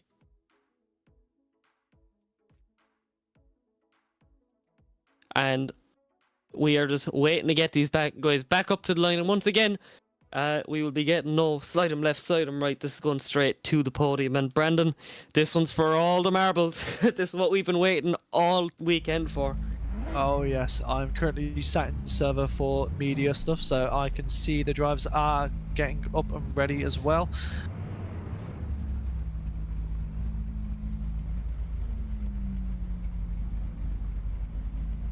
As we just get corrected once again, there will be a decision for this one. Listen, we're a slight bit ahead. We're not quite into the first and second place and third and fourth, but look, here we go.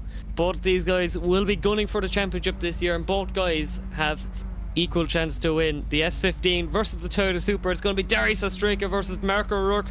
Brendon, are you ready? Because I'm certainly not. I don't know. It's the question is, are they ready? Ooh. That is. Ooh, I hit you with a bit of a twist there, didn't I? But anyway, look, I'm as much as I want to sit back and just watch what's happening, unfortunately, we have to provide the commentary for. Well, I won't say unfortunately. I'm really enjoying my first ever gig here at SVDS, and it's certainly been one that I'm so pleased for the opportunity for. But both these guys are just absolutely amazing. So here we go.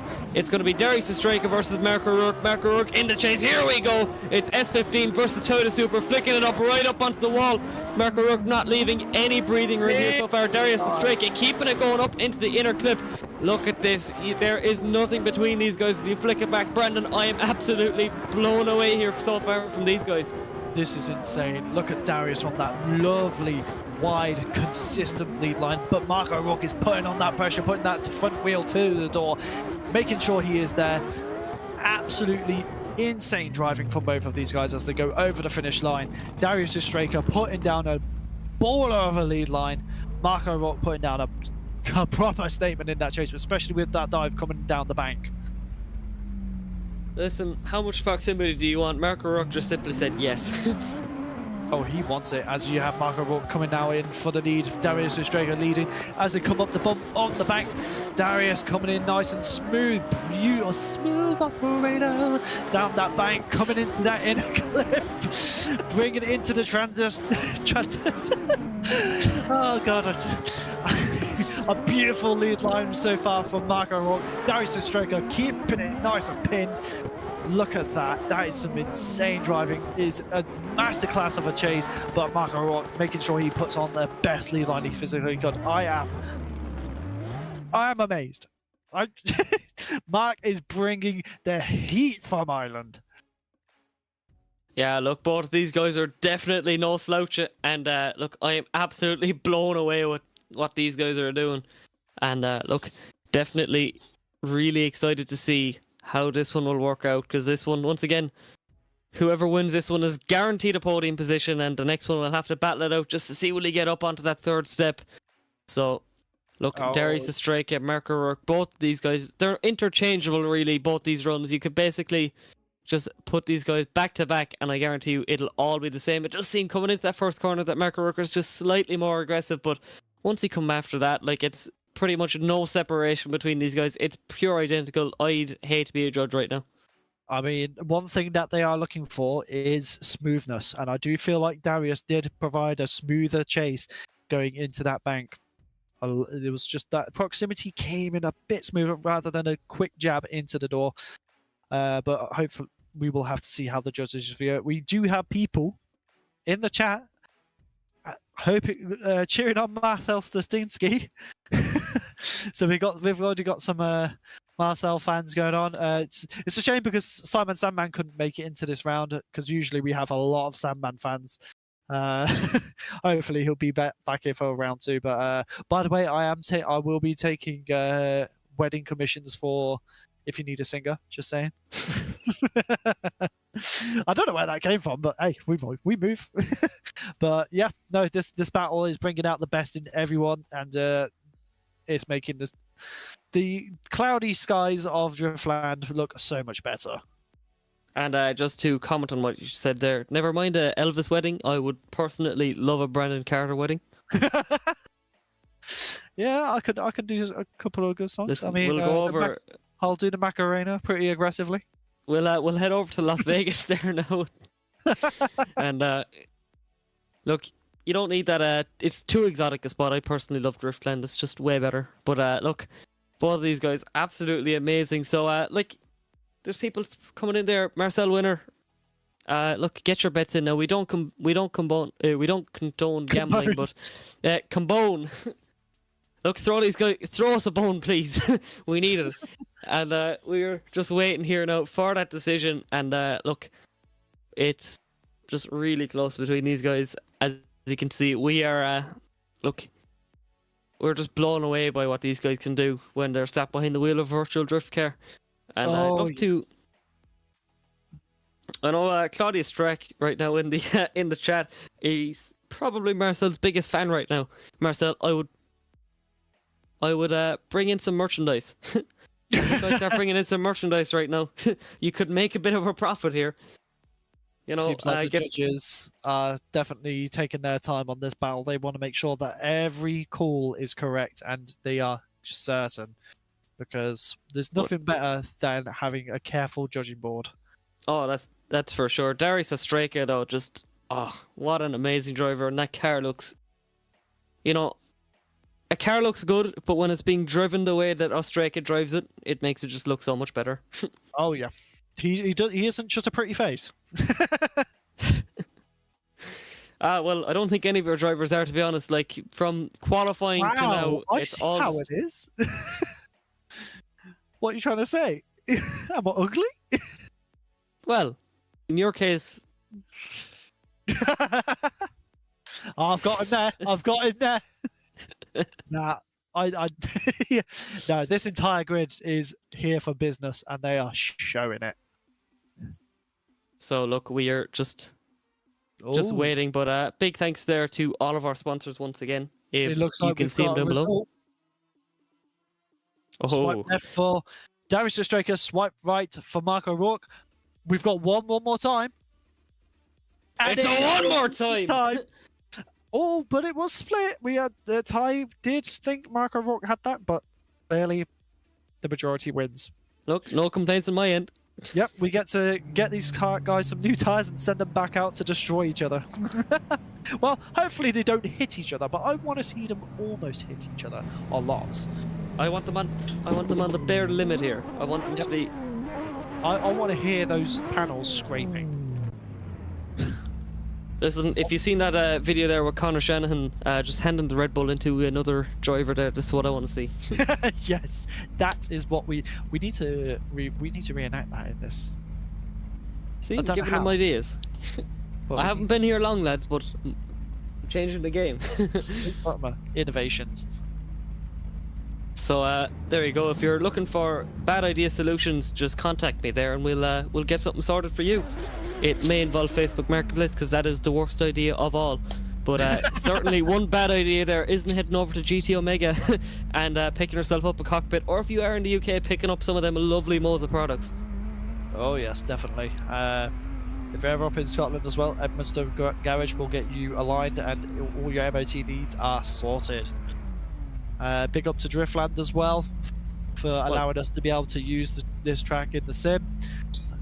Making it not possible, really. Like, if you look down below, this is the channel that you're currently looking at on the Driftland, but never mind what channel we're on. We are on the track at the moment. It is live. Marco Rook right on the door here of Darius Ostraka. Small bit of a dive off angle. But here we go. Look at this now. Coming up in through to the inner clip. Both of these guys are not letting off, but there's a small little bit of a gap emerging. Darius Ostraka dropping off wheels there. So look, these guys are feeling the pressure now. They're starting to make these little mistakes, which we're not used to seeing, Brendon. This is wild. Look at Mark. He is absolutely on it, gauging that angle perfectly, dialed in. I'm not too sure what happened there going through that transition. I'm just having a look on the stream now, and it's pretty hard to say. I mean, it could have been a possibility that Mark did tap Darius after the transition, but we'll have to see, because the judges do have a different perspective to us. Yeah, that's for sure. I know, like, these guys, the judges here just have everything down so well. Like, after 3 seasons of this now, or technically 2 and a bit, you know, they have everything just so well put down. So let's see. We're going to swap it around now. Ostrika in the chase. Marco Rook in the lead. So look at this. It's S15 versus A80 Superpower as we bring it up in through that inner clip. Marco Rook doing a big angle here. Darius Ostrika not letting by though as he puts on just huge proximity here into outer three, past the offices here now. Neil Dawson is still there. He's still having a coffee as we bring him through up into the Manji section. Over once, back over once again. And look at this, Darius Ostrika pushing Marco Rook across the line. This is starting to get a bit silly, to be honest. Things are. Please, will one of you make a mistake? So look at the angle that Marco Rook pushed through the inner clip there. That is impressive. See, the one thing that could change this battle is that first transition going through the middle of the track there on Marco Rook's chase. I'm guessing the judges are going to be heavily looking at that to make sure that they know for certain where they need to put their vote towards. I just want to make a quick thank you to all of our sponsors, Kaptured Media, which is Blackout's company. He obviously great sponsor, great stream manager, does an amazing job. Thank you so much for being a part of this journey. Mclellan Motorsport, Stuart Mclellan, insane IDC driver, pro driver, and he started doing a bit of time dibbling in time attack as well. So if you ever want to go and look at that stuff, make sure you look on our keep up to date with Stuart Mclellan stuff. Edmonstone Garage, for all of your needs of alignment, MOTs, and general maintenance. Great people over there. Driftland, thank you so much for allowing us to put the show onto this channel, to this audience, and for being an amazing venue and track. We got Dyce Carriers that have been delivering around to the Scotland area and the UK for a long time, and they keep the country rolling with their goods. And GTO Mega, once again, bringing fantastic simulator products, not only just cockpits, but accessories, chairs, and they are also a UK retailer for Moser Racing. So if you are looking for a new DD, like an R12, that has just released not too long ago, or the SGP shifter, which I also have on my rig, make sure you go to them because they are the best retailer for that in the UK. And they have amazing products. And thank you for the gift of the ART cockpit. And I just gotten word there that our amazing stream manager Blackout, he's suffered a loss. His game has unfortunately crashed, which we'll get that sorted. But honestly, that PC goes through so much. I feel for that PC. One of these days, we're going to have to get Blackout to talk on the stream. I reckon at the final, we'll get a couple of words. He's just, yeah. He's the man behind the scenes that keeps us all in check and makes this all possible realistically. Like, without Blackout, I don't know where we'd be. It would be a dark place in sim drifting. Yeah, for sure. I mean, he does a very good job at making the sponsors look great as well. And me being one of them is very, very, I appreciate it very much for what he does. So, but just right now, we're kind of just trying to get a deliberation from the judges on this battle. It's a very interesting one to say the least. So we're going to see what was deemed at that middle section. Oh, we have a decision. We swipe left for Darius Ostrika, swipe right for Marco Rook. Let's see who got this. I'm nervous. I'm nervous too. One more times. There is one more time. Wow. Do you know, whenever you're watching real life drifting, I know if this was in person, both these guys would be getting up the car and they'd either be hugging each other profusely or they'd be having a boxing match to decide this battle. I mean, you're not wrong. Is this the second one more time? Yeah, it is the second one more time. Oh my word. So look, these guys just cannot be separated. And They are yeah. putting on the show for us, that's for sure. So here we go. It's S15 versus A80, like we've said 3 times now. So here we go. Brendon, take it away. God, did you see that proximity from the start? He was so close to clipping. Darius Ostrika kind of struggling here in the lead, trying to get the car back on to settled, put it back on the angle. Marco Rook coming in into that outside zone. coming around the big sweeper. Marco making choice on that with that perfect example of chasing. Darius making a lovely lead so far, coming into the Manji section in the last transition, through the last corner into that finish line, and what a battle so far. I mean, it's the second one more time. It's just, what a round. Wow. That is just the word for all of tonight, and especially this battle. Wow, there's no separating these guys. Oh my god, and Darius Straker putting on the pressure, coming on to Marco Rook, onto that back. Look at that.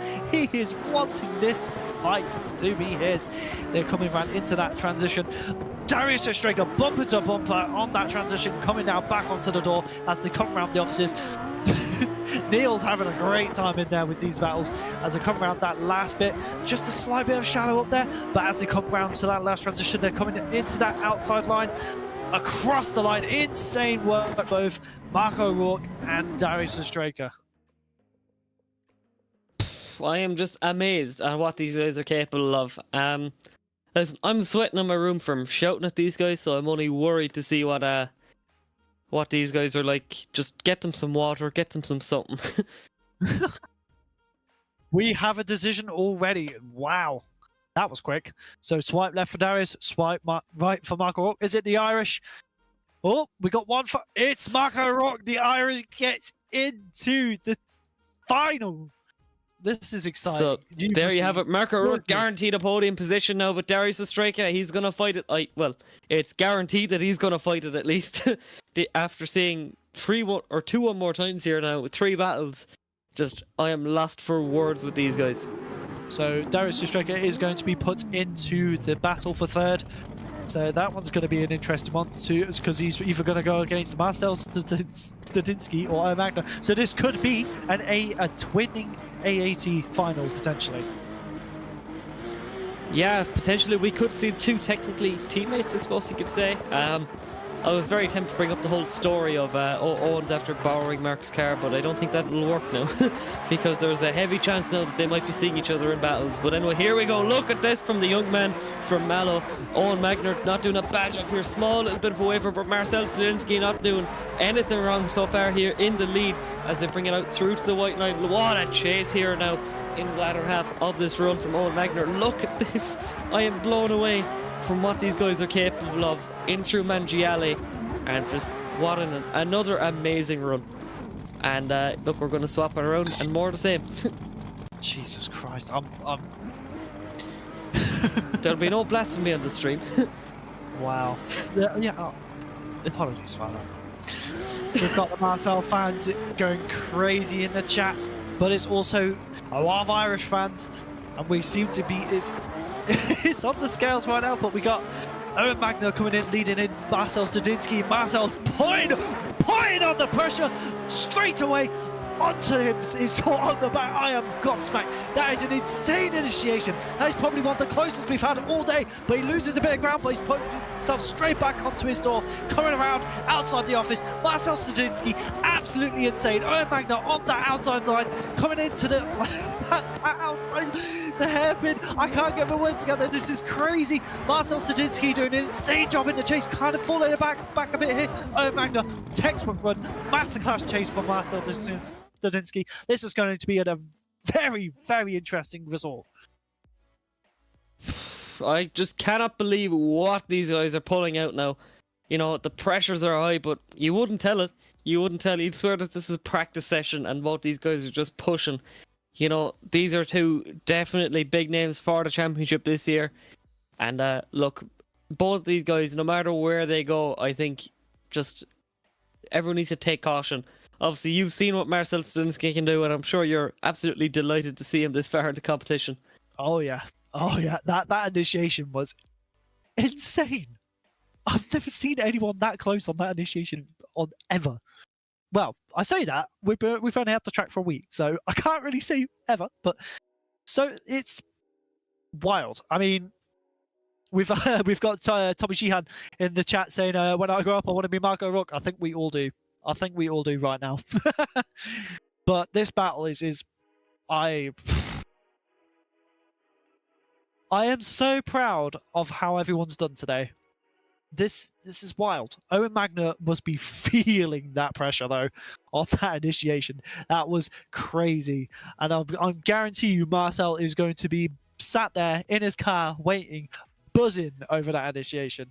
But both drivers put a masterclass of a battle on, so we'll have to see what the judges think. They're going to take their time, making sure that this is perfect for their calls. Wow, I almost lost my voice in that. I'm not going to lie, but the excitement overtook me. Yeah, just wow. Both these guys, you can just see them breathing down each other's necks. And look, there's not a whole pile separating these two, but like you said, that initiation from Marcel Stendinski is just... And we have a decision, Luke. We have a decision. That has come in. Swipe left for Marcel Stendinski. Swipe right for Owen Magner. Who's it going to be? 1, 2, 3. Marcel Stendinski is in the final. Owen Magner is going to be going against Darius Straker for the battle for third. So it's not going to be quite an full Irish finish, but Marcel Stendinski still has the challenge of another one of those beautiful A80 Supers. He'll be coming in.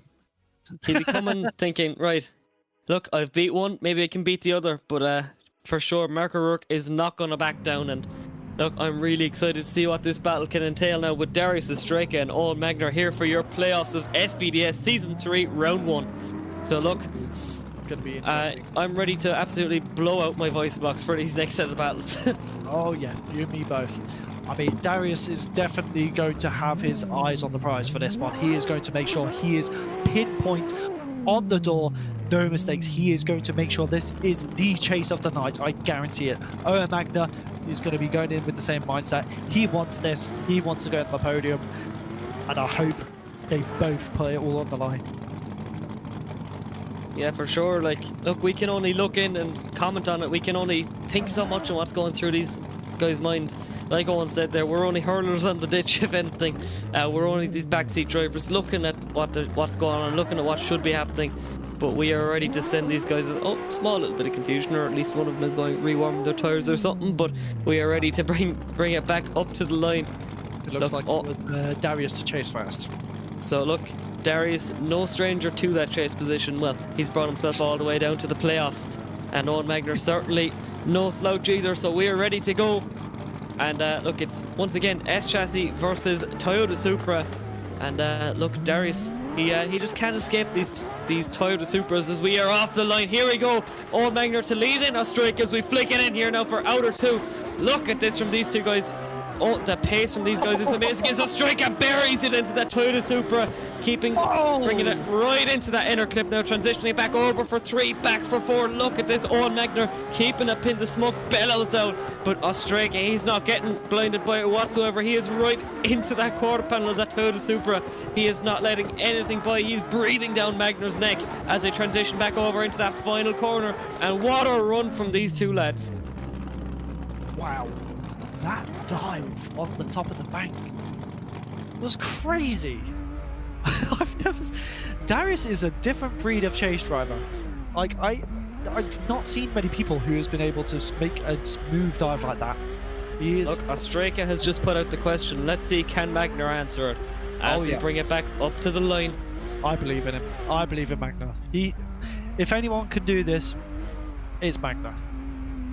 That's for certain. But anyway, we are ready to go. Australia in the lead, and Owen Magner, all the eyes are on these guys. Let's see, they sit on the line. The semaphore has lit up and we are ready to go as they light their tyres up. We are ready to go, flicking into 1 and back over to 2. It's a big dive from Owen Magner right onto Australia. Look at this now as we bring it out to outer 2. Keeping it going now for the inner clip on big angle. And look at this dive from Owen Magner, but it's too much. He makes big contact. He sends Australia up into the air over the bank. What have we just seen? It's a big mistake there. That is so unfortunate. But we knew Owen had to go big or go home, and unfortunately, sometimes you go a bit too big. As you can see here, he shallowed out a bit. He had to bring himself back, which made him lose ground a bit. So I'm guessing he just wanted to go for a bit more proximity, and it just ended up with him. It just bit him a bit too much there. But it was an amazing attempt from Owen. Like, it's nothing to slouch at. an amazing job from both drivers. Just Look, not when the you're way battling a driver like a striker, you have to throw a kitchen sink at it, as the man would say.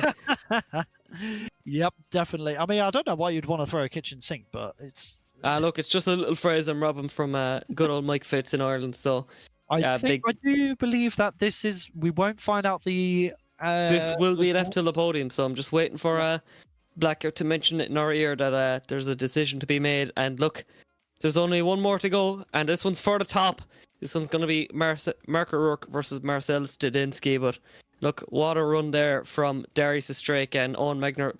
Bit of a disappointing finish, unfortunately, but judges just going over it to make sure the right decision is made. But overall, what a night we've had. I'm just looking back at Everton. We've had some amazing battles. For sure.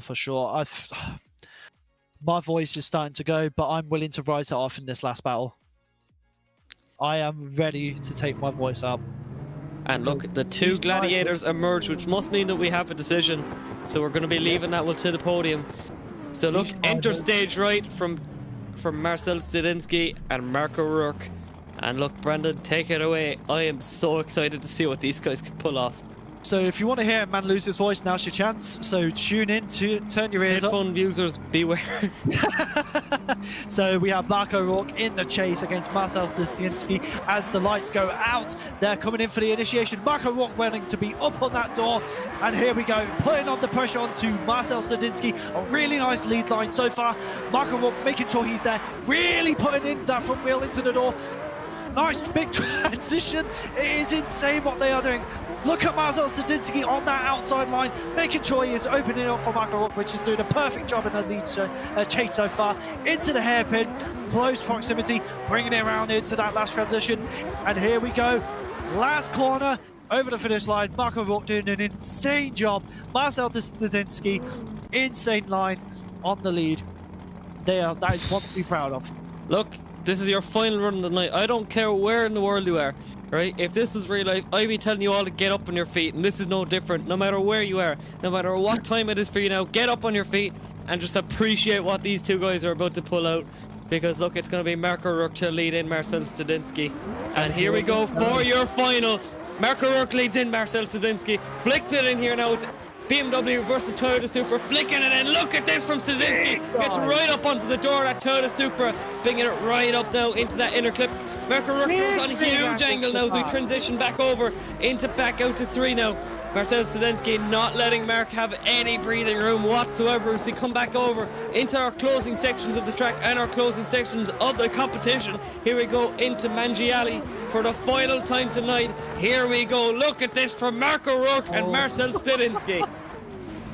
Oh, these boys are doing everyone proud. Like Team Escuco with Marcel Stendinski.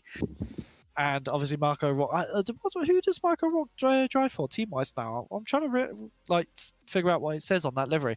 But either way, they're doing all of their partners proud, doing themselves proud, doing the series proud.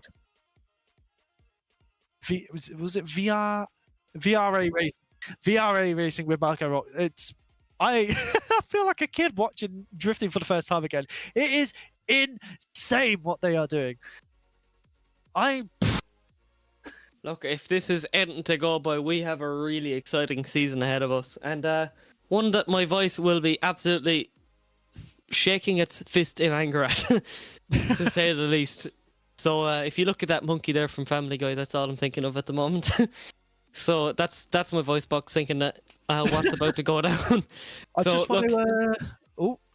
Right, so I just want to make a quick mention. Obviously, once again, we have tickets still available for round 2, 3, and 4. There are less than 10 tickets per round. So if you want to get involved with SVDS, do what these guys are doing. Have your chance at the gauntlet. Now is your chance. So head over to ScottishVirtualDriftSeries.com, get your tickets in, and get involved. Because the only way you can get into this situation is by being in there. So hopefully we will see you for the rest of the season. But look at this insane driving from these two drivers. If you want a chance to drive with them, make sure you go and pick up a ticket. We beg, we want you guys to be involved because it is the best party in the world. Look, if you're thinking about it, just don't think about it. These guys aren't thinking, they're just driving. right? They didn't think about getting their ticket, they just did it. And look what they're doing now, just do the same, right? If you're not here, what else are you doing, right? You're spending your free time in the wrong way, all right? Yeah, what are you doing? We have a decision. It is time. It is time. I am very, very excited for this. I'm just going to go and head over to the judges' tower quickly to make sure everything's in place. I will be right back. So look, what a final we've been treated to. And look, this is the bit. This is under tight wraps now. We do have decisions, and I cannot wait for them. I'm going to wait for the go-ahead. But what a final we've had between Marco Rook and Marcel Stendinski. My energy is gone after this. It's just been absolutely amazing. Just what a final we've been treated to. What a third and fourth. You know, what a competition we've been treated to here. I am lost for words, really. Thank you to all the sponsors. Thank you to you guys for sticking with us and watching it. I hope you guys have enjoyed, but we are not finished yet. It's the all-important decision. And look, just thanks for having me, guys. That's all I can really say. SVDS, Round 1, Season 3. It's been amazing. So, look, as we wait there, I'm going to wait for my good buddy Brendon Carter to come back. And look, just wow. Wow is the word. As just let's look back there at what we've been doing. So we've had some absolutely awesome battles there through.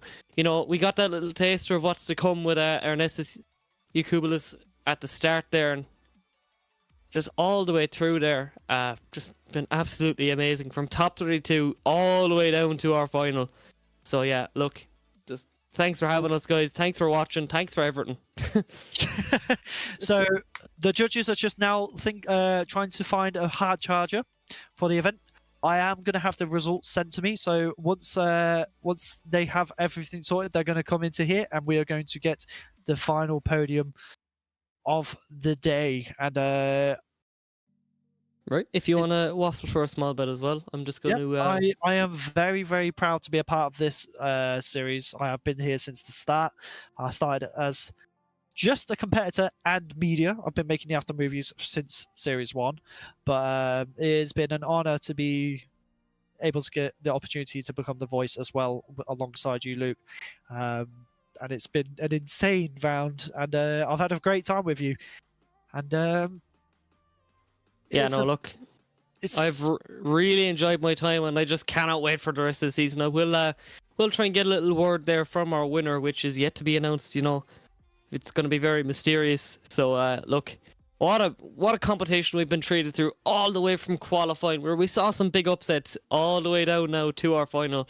It's been a long road for a lot of these guys. It's been a lot of pressure, but you know, you wouldn't tell. Oh yes, it's crazy. It is so crazy. Everyone has done so well. And I have got the results. We're just waiting for everyone to come through.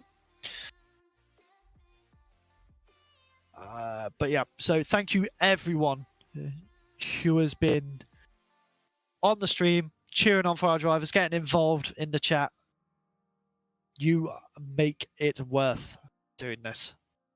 It's we like to put on a show for all of you, and we take pride in being able to do what we do and share it with the world. I just see Owen Magner there in the chat for apologising for ruining the All-Irish final. Look, you didn't ruin it because you put your all in. That's the main thing. You did an amazing job. And as Ian mentions there, just round 2, right? Oh yeah. Just we'll see you pushing for round 2, that's for sure. And once again, you have to stop lying to me, Owen, about driving a virtual C80. You need the C80 out on track. Never mind the Supra. if you were driving the proper car and weren't copying Mark, you would have been in the final. Well, so as you can see here, we have our top 4 all lined up, ready for the results. We're just waiting for them to enter into the stream area. Oh wait, are we? Oh, nope. Yep, we're heading into there now.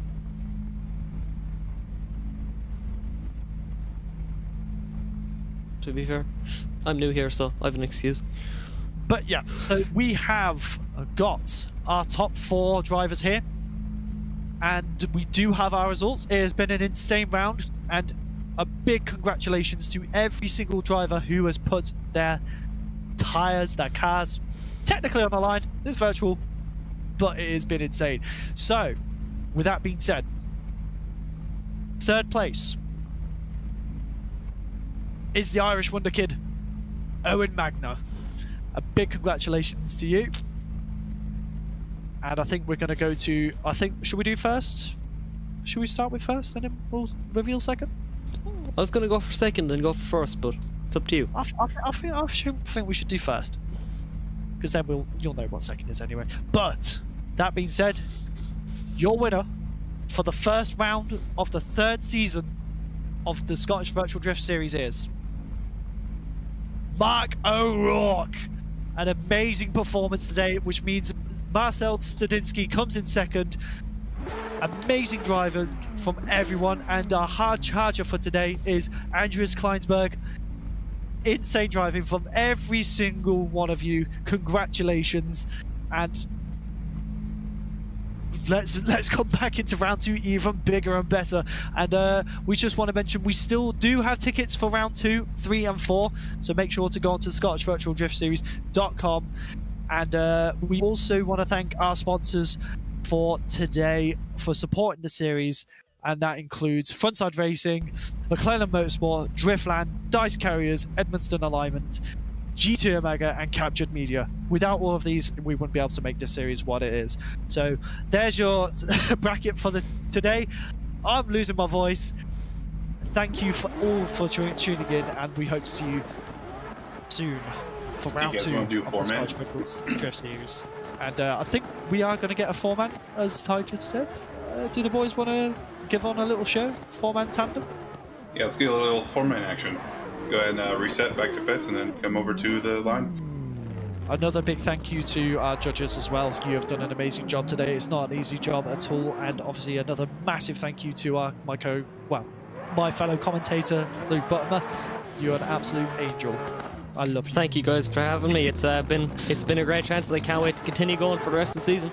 My throat is absolutely dying, but anyway, we're ready for the 4-man. Here we go, the 4-man tandem. Here we go with the 2 Supras in the middle. It's a Supra sandwich for Marcel Stendinski with Darius Straker going up in the rear. This is so clean and tidy. Coming through, this is the hard part. There's a bit of contact, but they keep it going with Darius Straker having to try and keep up. What a event. Look at that, Marcel in a proper A80 sandwich there. With Darius seeming to have given up on the end there. But a little bit of a tap at the end. yeah, beautiful.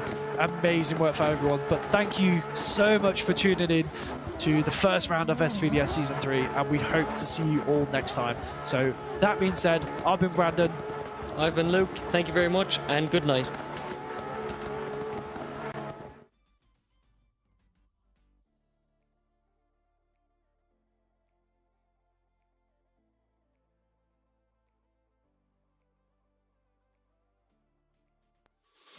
Are you ready?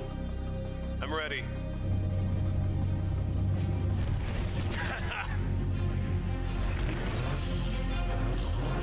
Let's go. Show me what you got. Oh, Is that everything you got? last turn. Catch me if you can. That was great. That was a good game. Unlock true experience with GTO Mega.